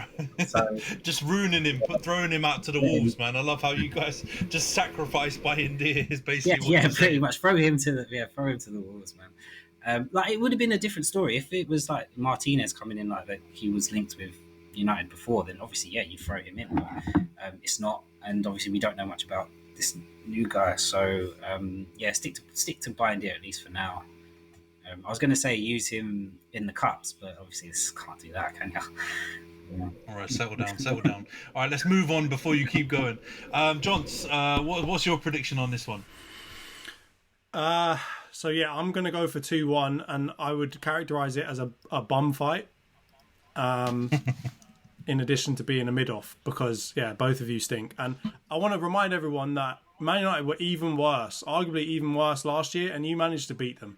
So this analysis so far. I'm not impressed by your analysis, guys, and especially Io in the chat as well, waffling shit. You guys are saying mid off, but every single person has gone City win by like at least a couple goals. Johnson, I think you're the only one who's made it a 1-goal difference, so it's not adding up, guys. Yeah, and I mean I think everyone is just underestimating how bad City have looked so far as well. Like, I know the first week was all right, but that can be kind of deceiving, and I do think they're still going to struggle. Like, of course, there's a part of me that says, Haaland scored 5 goals against Moldova, and he's basically playing the Manny Moldova today or tomorrow. Down.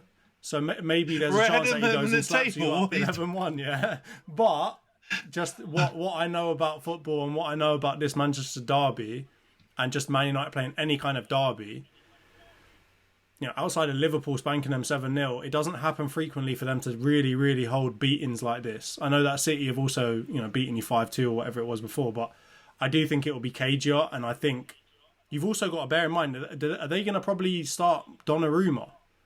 And I'm sorry to say, yes, he's a good goalkeeper, but he's got a stinker in him as well. So you might be playing, Donnarumma against Turkish Donnarumma. Who knows? So we'll go 2-1 City. Donnarumma versus Turkish Doner Kebab. I love it. All right, you lot have been disgraceful with this analysis, I have to say. Jonty's a little bit fairer. Because I guess Rhys also said, it's a mid-off and cheek-off and everything like that. But I'm sorry, guys. City are shit. I'll say it. We're rubbish, right? And we've been rubbish for ages. But if I'm going off performances in the league, all right, Grimsby, right? If we're going on the league, we've been better than City so far. I'm not hearing it. They beat Wolves, and that game should have been a lot tighter. And Wolves are arguably, in that relegation fight, one of the worst teams in the league. They've played Spurs at home, got slapped, played Brighton away, and got beaten, right? And probably should have got beaten by more goals, right? I'm sorry. They are crap. So I'm going to go out on a limb. I'm not even going to go draw, even though I can see it maybe being a draw. But I reckon we're going to win 2-1. So I'm going to go United to win 2-1. I can see it now. And Buemo on the break, or Kinder Bueno, or whatever Kem Laden calls him, on the break is going to pulverise City. And so he might not score a lot of goals, but we may miss some chances. But I can see they're going to struggle. And the thing you guys have not factored in, which probably should have, City have got crazy injuries for this game, guys. They do, yeah. They're missing like half of their team. Half of their team is out. And so, I can't see it. As much as Haaland, has been scoring goals for fun, and the Manny Moldova is definitely going to be clipped at some point and will be a funny joke going forward. City are the Manny Moldova right now. They're crap, man. So I'm going to go 2-1 man. United. Oh, you are staying All on right. the bottom of the league. You are clearly staying on the bottom of that prediction table. Come on, guys. If I'm going to be bottom, I'm going to be backing my team. Come on. Bro. Yeah, it's all right. I've got to have faith, man. All right, let's go on to the next section of the pod, transfer grades. We obviously did this a few weeks back. There's been a few more transfers that have come in, so we'll run through this real quick. But yeah, we'll start with Liverpool. Obviously, they're the champions. They're top of the table, right, at the moment. They've brought in Isak for 125 million since we last spoke on this, and a young Italian lad, Leone, or whatever his name is, for near enough 30 million. They've managed to flog Doak from somehow, I don't know how, for 20 million since then as well. So yeah, let's get into the grades. Razor, let's start with you, bro. What's your final grade now on Liverpool's transfer work? It's got to be an A star, hasn't it? It's got to be an A plus. Yeah, there's not much you can say. I feel like no Gahey. I feel like, yeah, if Konate was to have gone this window, I would be like, or if there was like more links with Konate this window than there had been, I would be like, something more concrete. But Gahey clearly wanted to go there. If he doesn't end up going there, they will find another centre back, maybe not as ready to step straight into their team, maybe not as prem proven, but you got to give credit where it's due. A, on the buy-in, like they've basically done the wish list approach and got everything they wanted. And B, on the selling, like they've gotten cracking like sort of returns on some of the players that they had, and they've managed to send out some of their players like Harvey Elliott to like other places so that they can get like more game time and, you know, develop as players there. So I think, yeah, got to give it an A plus. I think if they just spent a shit ton of money and hadn't really done any selling, there might be some questions there, but, you know, yeah, it's looking really, really good for them. Yeah. Yeah, fair enough. I don't think I would be shocked if any of us gave them lower than an A, but yeah, the A plus one's interesting. Johns, what's your rating on their transfer business? Yeah, I mean, I've got to give them an A plus as well, because I mean, you don't have to get full marks to get an A plus. You need to get close to them, and I mean, yes, if you got Guehi, then yes, that would be one of the best or the best window we've ever seen in the Premier League, and I'd argue that it is already the best window I've seen in the Premier League. Like outside of a Real Madrid window, this is mental. To see people break the record twice for people that actually, you'd argue, deserve to break records for. Right? I know Wirtz has been not very good so far, but I mean, coming into the league, you'd have said, okay, he is a £100 million player, and they spent more than £100 million on him. So that kind of makes sense. And then Ekitike, I mean, maybe if you looked at it before he came in, you'd say, okay, maybe that could go either way. So probably out of all of them, that's the most like, that and Leone are probably the most iffy ones just based off of the hype of the player.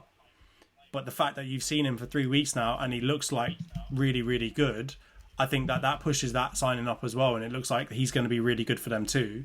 And then if you're buying a left back and a right back, what's available on the market? I mean, Kirkes was arguably the best left back in the league last year. Frimpong is highly touted as a really good right back and young, and there was a lot of people, you know, other people in for him. So I don't think you can look at any of them and be like, oh, they aren't one of the top 1, 2, or 3 best signings in that position that you could have actually got. Because I'm taking like buying Haaland and all these crazy things out of it, buying Mbappe, because that was never on the table. They've literally gone and strengthened in all of those positions, right? So from my point of view, there's no way that you can say that that's not an A plus. And then the outs, they've got a crazy amount of money for players that stink. Like Nunes, getting 55 million for him is mental, right? Doak, I mean, yeah, everyone talks about, yeah, he looks like he's a good player, but no one's actually ever seen him play well in the Premier League. So that's mental. Kwanzaa had a generational stinker last year, and somehow Eric Ten Hag has, you know, done his final sign-off to the Premier League of giving Liverpool a bunch more money for someone who stinks. So yeah, there's no way that doesn't go down as an A+ season, and I'm going to come out and say it is the best Premier League window you've ever seen. So don't go anywhere. Don't scared. Liverpool to win the quadruple. Man's gone crazy with the pressure. All right, Rhys, what's your grade on this one? Liverpool's transfer window. Yeah, it's not too much more I can say that these guys haven't. It has to be an A-star. They've obviously gone out and strengthened. And the thing is, like, people might laugh at these quadruple chants, but they do actually have a fully, like, squad depth to go and do that, to challenge for these trophies, to rotate players when they need rotating. So, yeah, I think also one thing you have to say about Liverpool as well, they did, other than Isak, they did all their business quite early. Like, they got a lot of done. They got everything done early so they could get these players in for pre-season as well. So I think that's going to benefit them a lot. And then they just left the rest of the window to go for Isak, which obviously it was played out, but we all knew it was going to end up at the end of the window if it was going to happen. So, yeah, props to Liverpool winning the league and then going to strengthening to the degree that they did. You have to give them that, and then you can't really see anyone else favourites based on their transfer window. So it's an 8-star, whatever you call it. All right. All of you guys going A plus, A-star, whatever you want to call it. I hear it, man. I think I get the shouts of you don't have to get 100 out of 100 to get an A-star. You can get 95, or you can get a question or two wrong and still get an A-star. But the reason why I'm going to drop it a little bit lower and give it just an A is because they actually needed a defender, like a proper defender. It's not a case of, it was a nice to have type situation. If they got Gehi instead of the Italian youth, I would go with you. I'd say A plus. They maybe are missing one body, but at least they've got the top centre back to have at least 3 centre backs where they feel comfortable are going to be, quadruple level, quality. And I think if Virgil, or even as much as Konate's had, a bit of a stinker this season so far, if one of them get injured, you're looking at Gomez, right? And I'm sorry, what's his face ended Gomez years ago. Mitoma ended him years ago. So I'm not having Gomez as your third choice centre back. And this Leone guy, he could be class, but he's a youngster. We'll only know that in the future. So I get it. The attack, they went absolutely nuts to break your transfer window twice, and that's not including Ekatike, who cost like 95 million euros or whatever it was. Like, they've gone absolutely berserk. And then fullbacks, they've got the names. Kirk has proven Premier League left back, although he's looked dodgy as well so far. Frimpong, Leverkusen, Dutch international. They're good players, but I think if they got Gehi instead of that Leone, it would be certified A plus. And I think they had a Premier League winning. They had a Premier League winning defence last year, right? They conceded. Hate Liverpool, innit? They conceded. They've got rid of players from that position, though, haven't they? Yeah, but they got rid of Quansah, and I'd argue that Leone has to be as good, or if not better than him. Like, outside of that, have they lost? Man, just going off how crap you think Quansah is. Yeah, he stinks, man. Like, he's a body in there doing nothing. But anyway, my point is, right, like, they won with him last year. They got rid of him and have probably upgraded on him. So how do you say that defence, like, still needs... Of course, yes, if you were looking at Arsenal with bloody 8 centre-backs or whatever they want to try and say about us, and you say, oh, yeah, they don't have enough depth. But, man, they won it with the that's too extremes, the amount though. of depth that they had that's last year. That's too extremes, though. No, but that's too extremes, because Arsenal have got 15 centre-backs doesn't mean Liverpool need to have 15 to be more solid. They could have 3. I've just said, if they had, like, Gehi on top of Konate and Van Dijk, I would say they've got no excuses. Quads on. Does Joe Gomez play cricket now? Exactly. Bro, he's shit. Come on, man. He was shit last year too, though, bro. Like, and he was still there. No. I'm a big fan of centre backs. I'm a big fan of centre back FC, which is what we are now. They just need 3, bro. Just 3 proper ones. He's not. You can't tell me that, like, having Gomez as proper, third choice centre back. He's fourth or fifth choice centre back. He's arse. I'm not having that. I don't know what this anti-Gomez agenda is that you've got, but they won it with him last year. With him barely touching the field because Van Dijk and Konate didn't get many injuries. Yeah, but also because Quansah came in when they needed to. They've got bloody Endo. You've just called him shit. Yeah, but they've got Endo with You've his just flipping- got- with his gum shield in. Ill Nah. coming back. You got Nah. Gravenberch. Apparently, Szoboszlai can play anywhere on the pitch. He's Mr. Utility right now. So come on, they've got plenty of options, bruv. Don't No, let man. them off just because of your hatred for No, Liverpool. I'm not. No, look, I'm not. I think it's getting inadvertently absolutely I'm letting them everything in the off. transfer. I think I agree with what Jonty's sentiment was in terms of like you don't need to get 100% to get an A-star. But do you know what? And like it's a Chang thing. You lot rage so hard your internet cuts out. But no, yeah. Do you know what? You give them an A, and we're not going to fight you for giving them an A. It's okay. Thank you. There are other teams. There are other transfer windows that we can grade. It's fine. It's cool. Yeah. It's good. Yeah. Leave me with an A. They still need to have. They still need to have. See, I'm not the only one. I've just got Io's grades in, and another sensible lad. He's gone Liverpool A as well. Thank you very much for Io. Sort out your internet though. Make sure you can join the next pod. All right, let's go on AOL. to the next. AOL, exactly. Man's on the dial-up. All right, let's go to Arsenal then. This one will be fun. Since that last review that we did on the grades, you've brought in Eze, let it all work out, and you've got Hincapié on loan. You've flogged a bunch of players since then, mostly on loan. You've got Kirill, who's gone out on loan to Porto, Vieira on loan to Hamburg, Zinchenko on loan to Forest, Nelson on loan to, was it Fulham that he ended up going to? I'm pretty sure it was Fulham. Maybe it was Brentford. It was one of those West London teams. You've loaned out Hine, and then, yeah, you've sold Lokonga, who's pretty much the only sale that you managed to get since then, for around 200k. Oh my God. You guys are worse than us when it comes to selling. I have to admit, you guys get an A-star for that one. But yeah, let's get the grades in. Johns, you can start with this one, since I think you were the most ragey for the last one we did. What's your grade on Arsenal? Is a B plus. I think I came in with a B minus last time. Is a B plus now. We've improved on the buying side. We have not improved, if not got worse, on the selling side. I was seeing something mental. We've got rid of 9 players for like 6 million. Like, bro, you'd think that we are Grimsby and we are selling our players to someone. Like, this is how mad it is that that's the amount of money that we can raise. So that stinks. So yeah, I think overall it improves our team. It's better than a lot of the ones I've seen previously, but if I'm looking at like Liverpool at an A plus, I can't put us anywhere above like that B category. So I'll put us on the upper end of it and say a B plus. All right, B plus. Rhys, I'll go to you next, just to split up the Arsenal fans a little bit. What's your grade for Arsenal's transfer business? I'd probably go B plus, but I wouldn't like. I'd say it's close to an A. Like if you think about it, I think the problem is, do they have enough cover at centre back? If I think Saliba,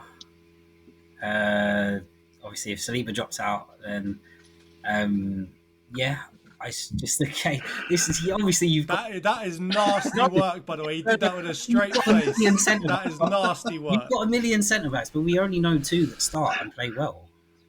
So we don't know like if there is an injury, how good Mosquera is. Obviously, I don't think he was that bad, but I'm just saying like it's all about quality over time. So I think they may suffer if one of the 2 pairing may get injured, but. Yeah, other than that, they've strengthened the squad. They've answered that issue that they've got of a striker. I think their transfer window depends on how successful Gyökeres is at the end of the day. I don't think anyone will care about anything else. So I obviously Jonty is the harshest critic I've ever seen to speak on football. So I don't know. Like he had me second guessing myself for a second. I won't lie. But, yeah, I'm gonna go B plus, and I would be happy with like we'll get into my predictions for Chelsea like in a bit, but I'd be happy if I was them because it's all about the type of players you're buying. You're buying established players to try and take you to the next level, so I wouldn't be mad. But yeah, that's just my humble opinion. But yeah, that's all right. Two B pluses. I hear it. What's your take on this, Razor? We need more optimism. Am I going to get an A from you? Is it my turn? Is it yes, my it turn is your now? turn, bro. Is it my turn? It's defo an A, man. This guy just wants to walk back. Johnny just wants to not have to walk back so fucking like abruptly and visibly from his nonsense. And I said it before. I want brothers to start being like chat to me nicely in terms of like ball knowledge when it comes to like bro. Because I said it throughout the window. I said it throughout the window when people were raging out. Oh, we signed Madueke. Why would we sign Madueke when we could sign Eze?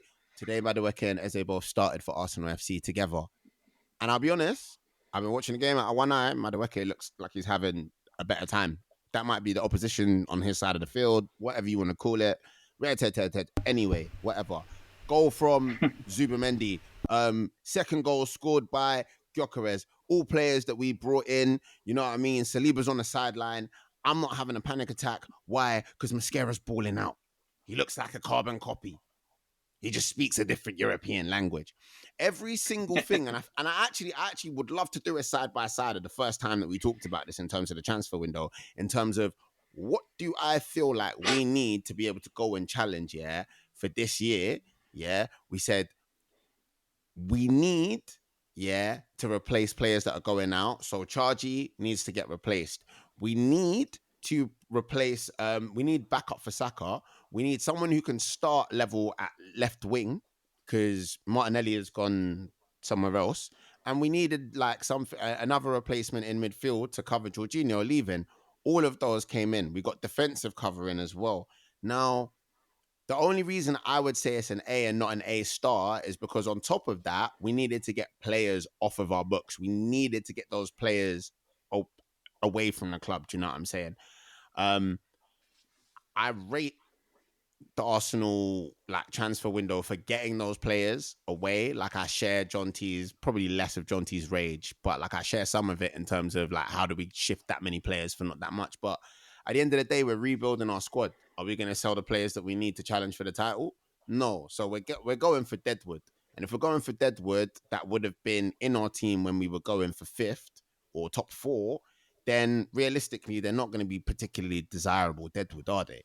So, you know, hopefully in 2 seasons, we start chopping the books like Chelsea and Liverpool are doing, selling players that can't sniff our starting 11 for like 40 mil. That would be lovely. But I think being realistic, you got to compare the objectives and what was needed at the start of this transfer window, what we were begging for the past 2-3 transfer windows to what we got. We got everything on the list. Don't be a spoiled kid on Christmas morning. Don't be a spoiled kid on Christmas morning because the BMX is the wrong colour. Can I ask a question? Because you saw your neighbour got a bit 2 BMXs. Can I ask a question? That's what it is. Liverpool are chopping. Chelsea are chopping. The man them are jealous. We got what we needed. Okay, can I ask a question? When I talked about Liverpool, I literally said all of the positions that they needed to strengthen in their starting 11, they bought arguably the best player on the market that they could get in that position. When I look at them, I'm happy with them. They are good players, right? Like Gyökeres is one of the best players we could have got. Zubamendi is one of the best players we could have got. Eze is absolutely one of the best players we could have got. I like it, right? But when I see, you know, the level of Isak, I'm not going to say that like Isak is miles better than Gyökeres. But if you had to choose out the two of them, I would have said everyone was screaming for Isak more so, right? And if I'm looking at like backup right wingers, I'd also say they would be someone else, right? So that's what I'm just saying. Like I agree with you. We have filled all the objectives, and I'm probably being a bit harsh. Maybe an A- is better. But from my point of view, we've filled all the objectives, but have we filled it with the best possible players that we could have got in each of those positions? And I'm doing this in relative like terms compared to Liverpool. Because if Liverpool didn't have that window, I'd probably be more generous and say, you know what, that's class. But the fact that they've gone and done what they've gone and done, it does make me look at it with a like slightly harsher lens to say that's what the league winner just did. And all of this has got to be kind of somewhat relative to each other, right? Like we're kind of graded on a curve. No, this isn't a standardized assessment. And like, sorry, I almost jumped in, and I'm sorry for like cutting or attempting to cut you off. I'm glad that you finished your point. But like, I don't feel like this is a standardized assessment. I feel like every single team has different needs and different things. Like for Palace to have sold like Eze and then replaced him with Jeremy and then held on to Gahey, should that be looked at in a similar way to a team that's like at the top end of the table that's not about to play, or a team at the bottom end of the table that's not going to play a season in Europe? Like, every team has got different requirements and different parameters for success in my mind. And I think where you're looking at, this is why I use the analogy of the kid who asked his parents for a BMX on Christmas morning and then has looked up and seen his neighbor got like a dirt bike and now he's not happy with his BMX. Like, we got what we asked for, like exactly what we asked for, down to the T. Like, I'm gonna be honest, is Isak a better player than Gyökeres? In my opinion, yes. If you go on my Twitter profile and search Isak's name, I've been screaming, I beg you guys bring this guy to the carpet for like 2 seasons now. The thing is, though, Isak went for 125 M's. Allegedly. 125 M's. Yeah, allegedly. How many other players have Arsenal signed that contribute to that grade that I gave them would we have not been able to sign had we bought Isak for 125 M's? And do you know what? Okay, that's fair. If he goes back to being mashed potato angles, if he's player of the season, wins the Golden Boot, Salah's winning the assist, like breaking assist records, and Liverpool defend the title, do a double or a treble or whatever, fine. It is what it is. It's our L. If he goes back to being mashed potato ankles for like 4-6 months, like at a time, like being back to fitness and then not being 100%, playing, being good, but only being able to do 25 minutes, which has been a lot of his seasons, isn't it? He's had like two-ish seasons where he's been more consistent, but that is how Isak's like career has looked. 125 M's. If he has like that over the focal point of the season, it's going to look funny in the light. Works ain't going to be the only one on Fraud Watch. I'm happy to revisit this. Sensible, pragmatic business. I'm happy to revisit this mid-season later on and come back and say that I was wrong. And you have kind of taught me off a ledge a little bit here. It's just...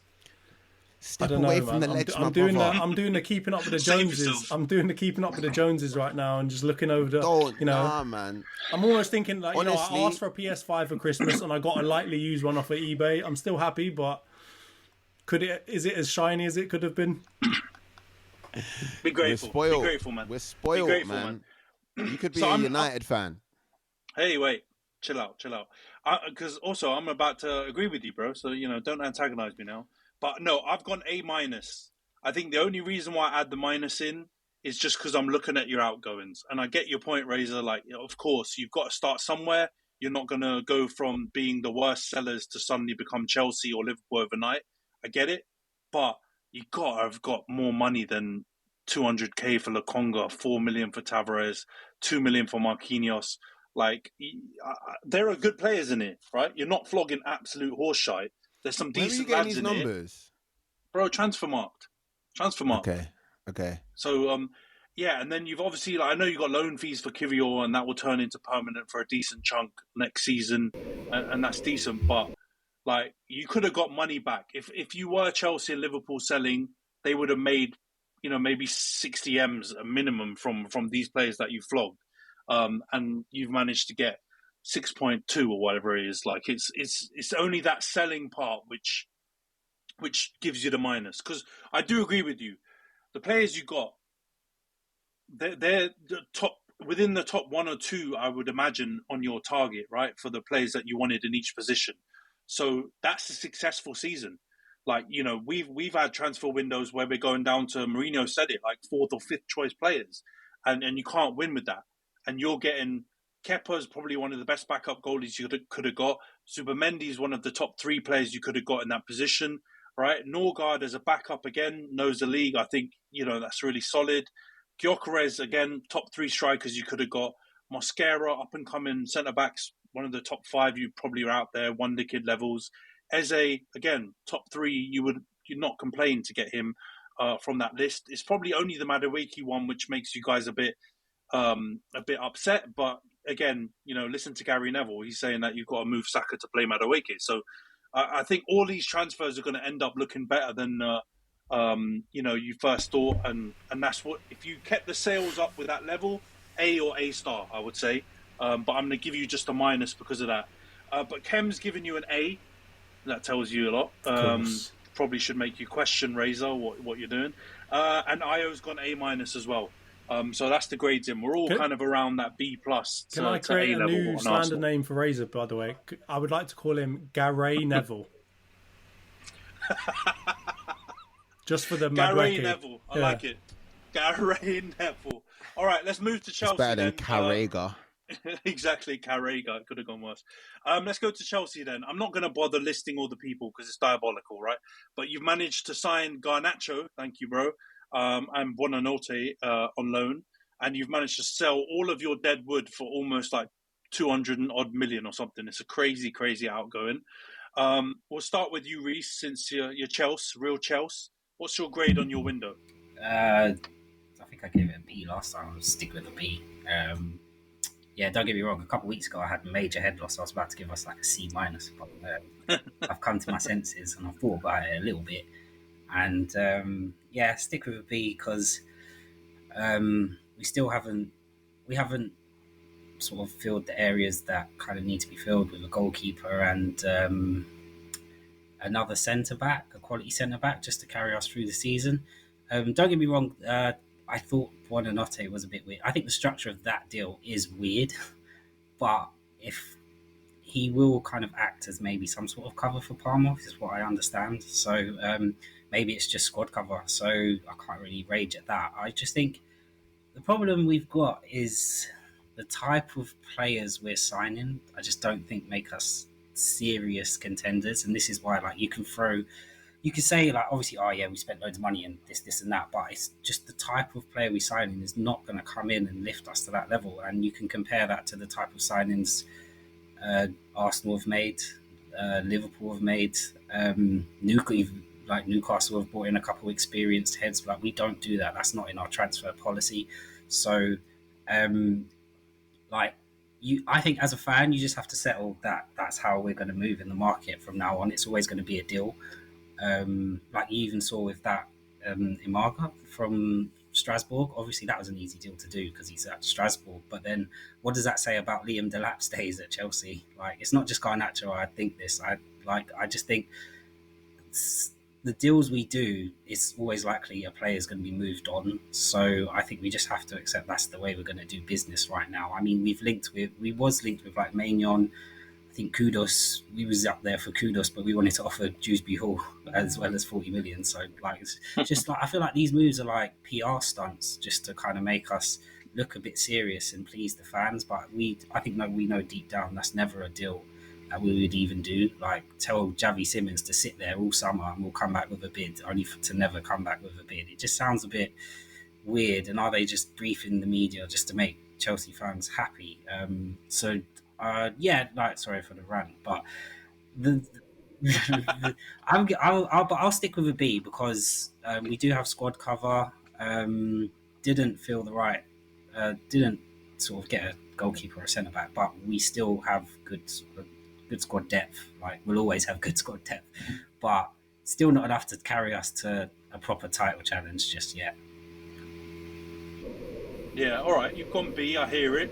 I'm going to jump in next and then come to you, Razor. So Kem's also gone B and Io's gone B+.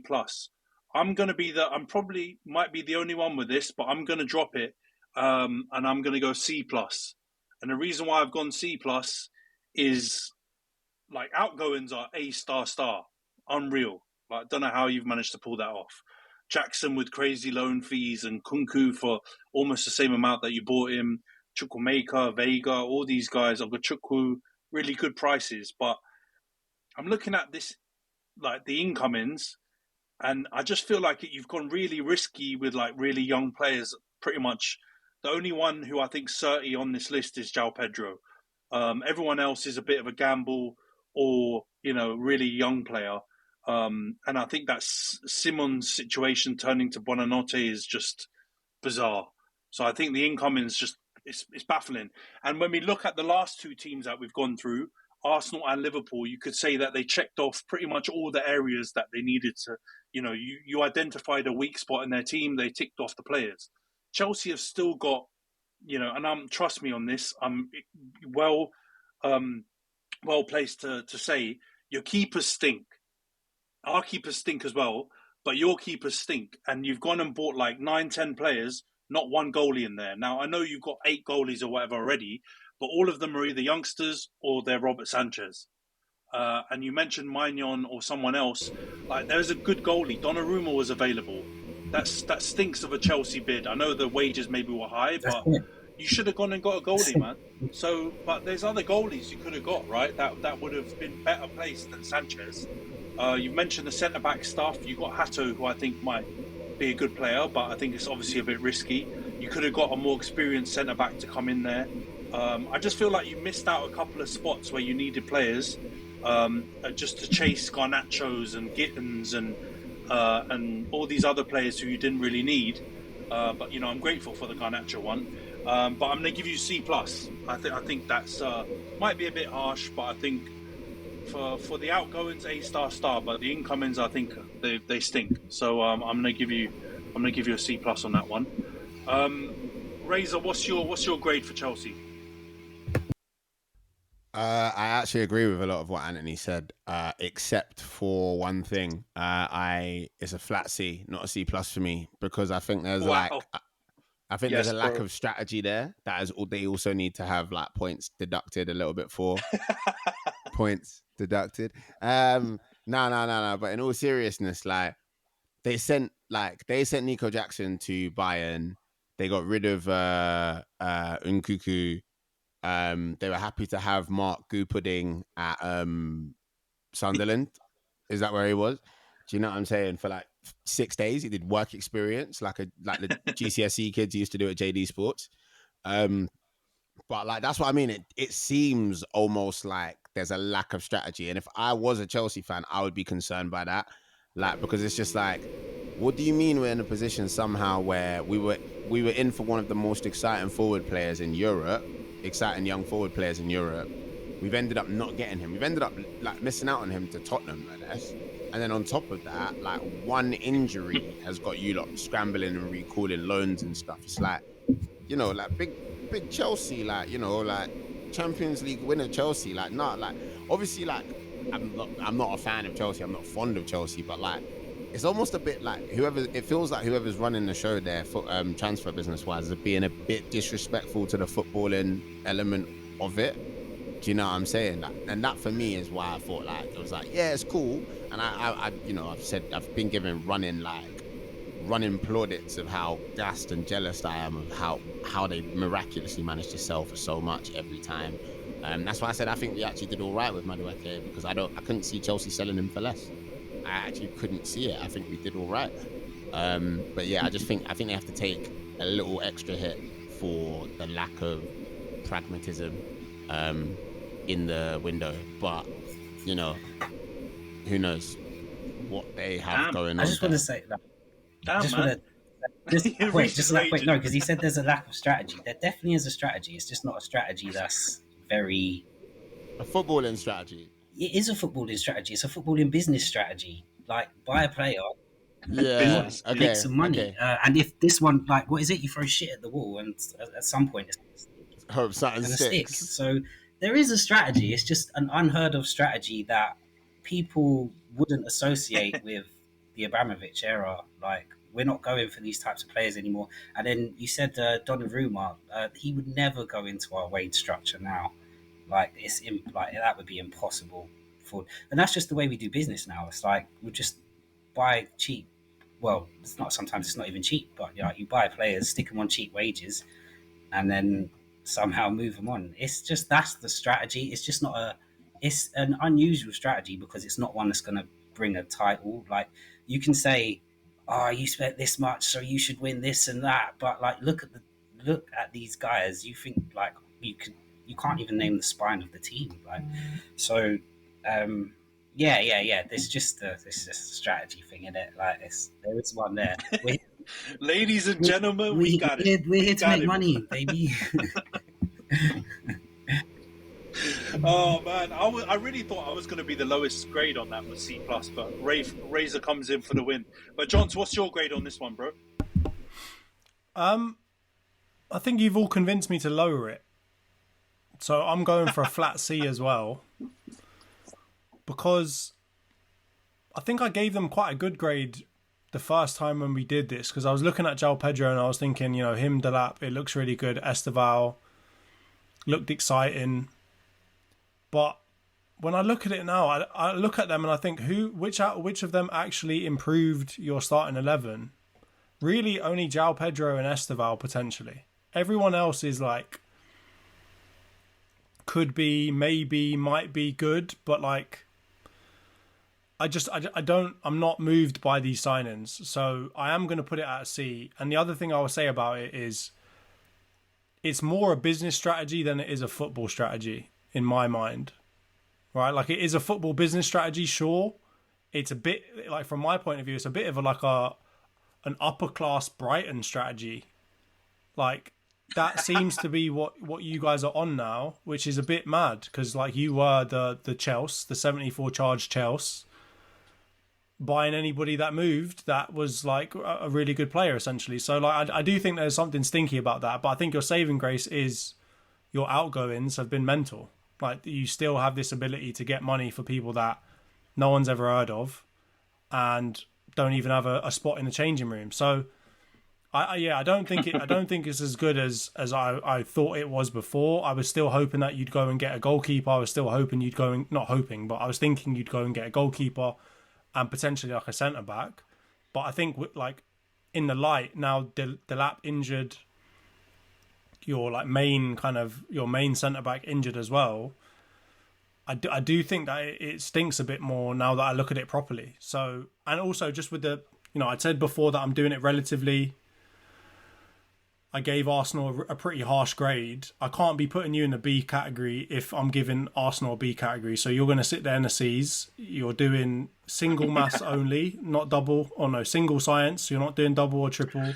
You're sat there. A C's the best you're getting. Oh, God. Wow. Man gave you the foundation paper. I know. Man's doing BTEC courses while we're all doing our A-levels. Wild.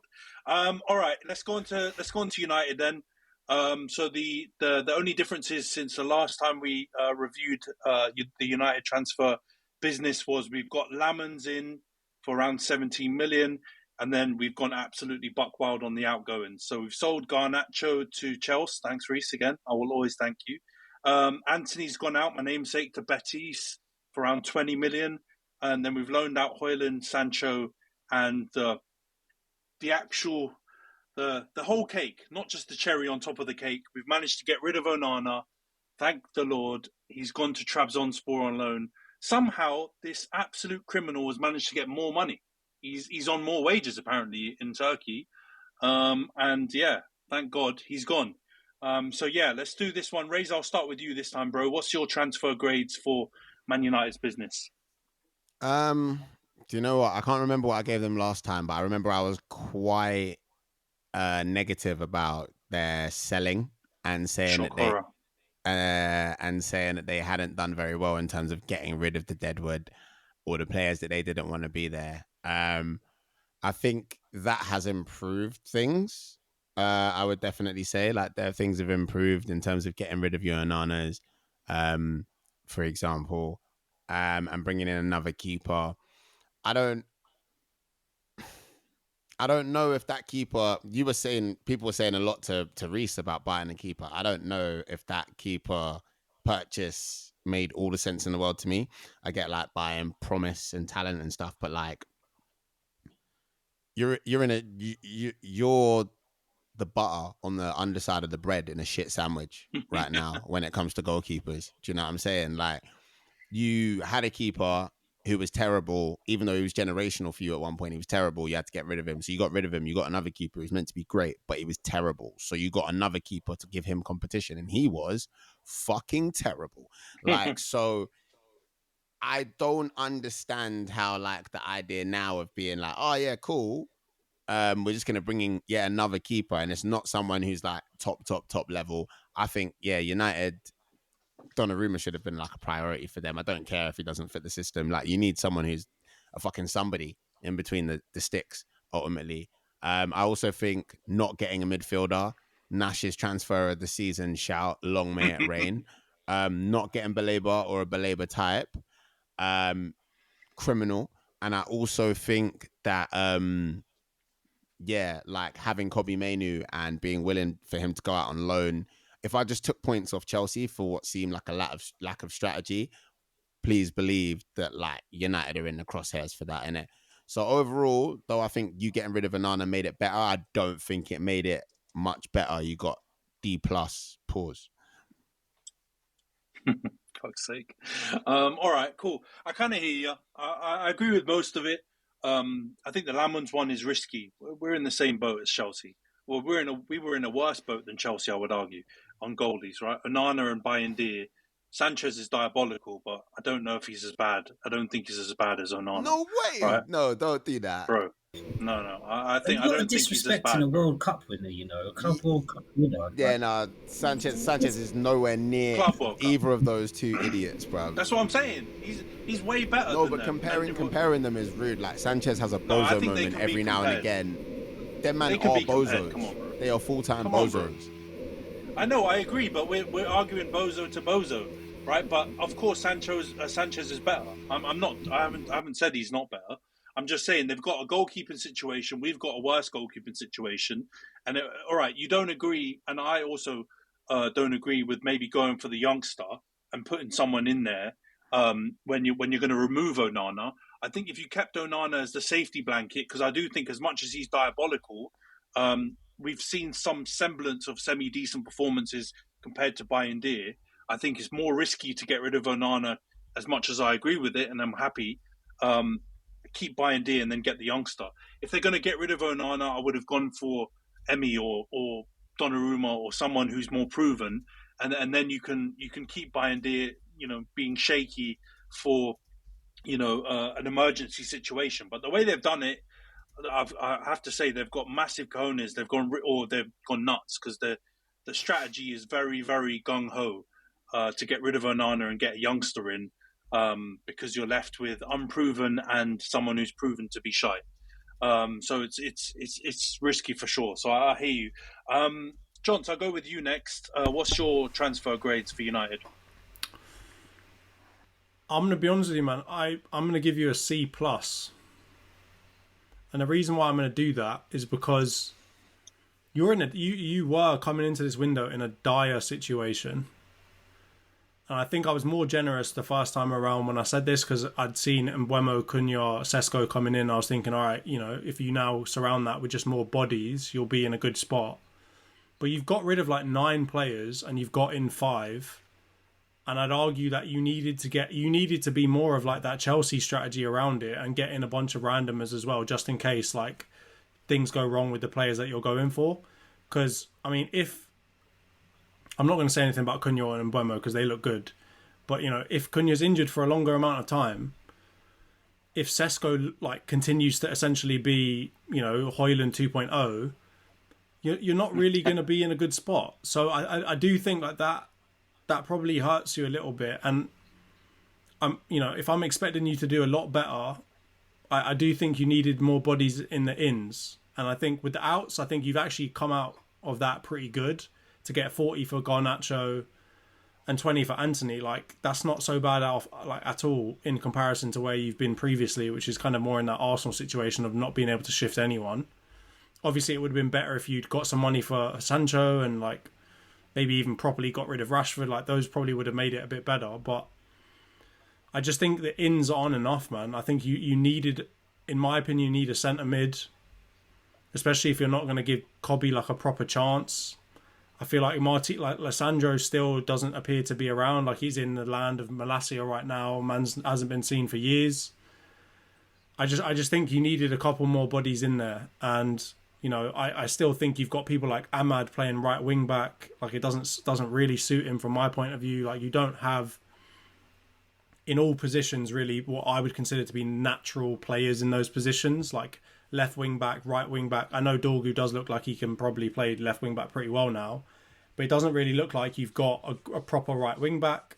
Your 2 centre mids, I still don't think Bruno fits the profile of the type of centre mid that you're playing with like a 2 there. I don't think Ugarte proves that either. I don't think he's good enough on the ball. Kobe, I think, still needs to be given more of a chance and maybe he'll prove it, but it doesn't look like you're going to give him that. So I just think from that point of view, it's like you haven't done enough from my point of view to really make a major difference to your team. So I was in between like a B- and a C+. I'm maybe thinking, I'll give you a B- actually, not a C+. That sounds harsh to put you in a Chelsea category, because you did make some big improvements to your first 11 where they didn't. But I think it could have been better just to get a few more bodies in there. All right, so you've gone B- in the end, yeah? Yeah. All right, cool. Rhys, a little couple stray shots there at the end. What's your transfer grades for B United on this pod? Jonty's crazy. We need to clip these strays. I need to start counting these, man. Can't live with my own. Anyway, and what you get? Anyway, let me not. Opinions. You see, I'll give United a C+. I think they have improved the squad, but I guess the overall team situation hasn't improved, and I don't think they've reached sort of any level you've seen to give. I don't think they've reached any sort of particular level in the games that they've played. So I would still give it a C, because you have to also remember that pretty much, what these guys said. I think they do need a midfielder, at least to play in that too. I think a good defensive midfielder as well, that can sit and help with the back three that they've got. I do think if you take, like they said, like Razor and John said, if one of them gets injured, then it's basically back to the same team that they had from last year.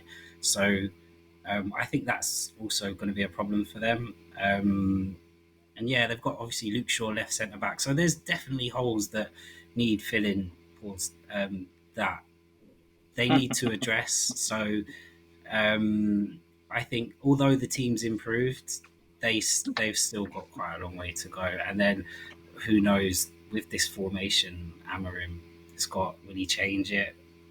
Will he stick to his guns? Will he die on that hill? And if he is to die on that hill, the players he's got ain't going to help him. So I have to give it a C, because although you've improved, there's still a massive question mark on some of these players. All right, so you've gone C+ in the end, or you're going down to a C? All right, cool. Rhys, you've convinced me. Stick me back to a C+. For fuck's sake. This guy's so easily encouraged, isn't it? One way or You're the also other. convincing. Stick to your convictions, you You're bastard. convincing people. All right. Says the guy who wanted to copy all of my predictions. Bro, you are a sneaky bastard. All right, I'm not going to rage bait. You're not going to get me on that rage bait. But no, I'm going B for my grade, yeah? And the reason why I've gone B is because I think we definitely missed a few areas, or one area, obvious one, midfield. If we'd have got a midfielder and, maybe got a more experienced goalie, then I think I would have gone A for our window. Because I know you guys said technically we have got 5 players in, but the Paraguayan youngsters, like, he's going to play in the under-21s and maybe hit the bench if we have an injury crisis, but he's not going to play loads of games. So I look at it really as 4 incomings. But I like 2 out of the 4, I think, are spot on. Sesko's a risky one, but I get why you got to do it. I think ideal world, they would have gone for a Watkins, or if Gyökeres didn't reject us for you lot, then I think they would have probably got him. And then for the goalie, cue the celebration stuff. For the goalie, I reckon they did actually want Emi, I think. From what it sounds like from Amorim's press conference, it kind of sounds like he said that essentially we were going for Emi and we had the Lamans one as the backup. But because we couldn't get Emi over the line because Bumcho strikes again and he didn't want to go there permanently, we had to pivot and then go and get Lamans. So I hear it. I think those are areas you could have upgraded that. But I think outgoings, man, I'm happy. It's not 10-10. It's not a Chelsea outgoings by any stretch of the imagination, but it's good, man. To get 40 for Garnacho, again, thanks, Rhys. To get 20 for Antony, I think it's a bit on the low side, but we've got 50% sell on. So hopefully if he balls out again for them, another La Liga team or something might come in and spend money and that could go up again. The Hoyland one, I think, is unreal. I know it's not a sale right now, but Napoli are getting Champions League. Clip this now when they finish mid-table or something, but they should get Champions League, and if we do, then we've got like 45, almost 50 million back from him. That's berserk. He's crap. So that's unreal that we've managed to get that for him. The Sancho one screwed us, but nothing we can do. He's a twat. And then Onana, yeah. I mean, I'm just so happy he's gone from the club. And yeah, we could have released him on a free, and I would have been happy. So outgoings, I'm still pretty happy, man. So I think B is a fair grade, but I hear what you guys are saying. I don't think C is too crazy. And yeah, for context, Kem's gone C, big time hater, and Io's gone B+. So all right, we've gone pretty much ranging from B to C in that one, but I think everyone's been pretty fair.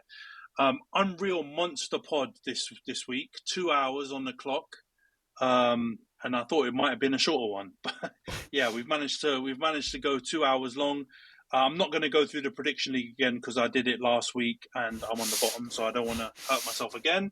But yeah, let's see where things shake up next week. Hopefully, Kem's off the top and I'm off the bottom. Pause, massive pause. But yeah, we'll wrap up the pod here. Thanks everyone for joining. Thanks for tuning in. Shout out to Jamar in Australia. Another return listener. But yeah, we'll be back next week. Cheers, guys. Thanks, everyone.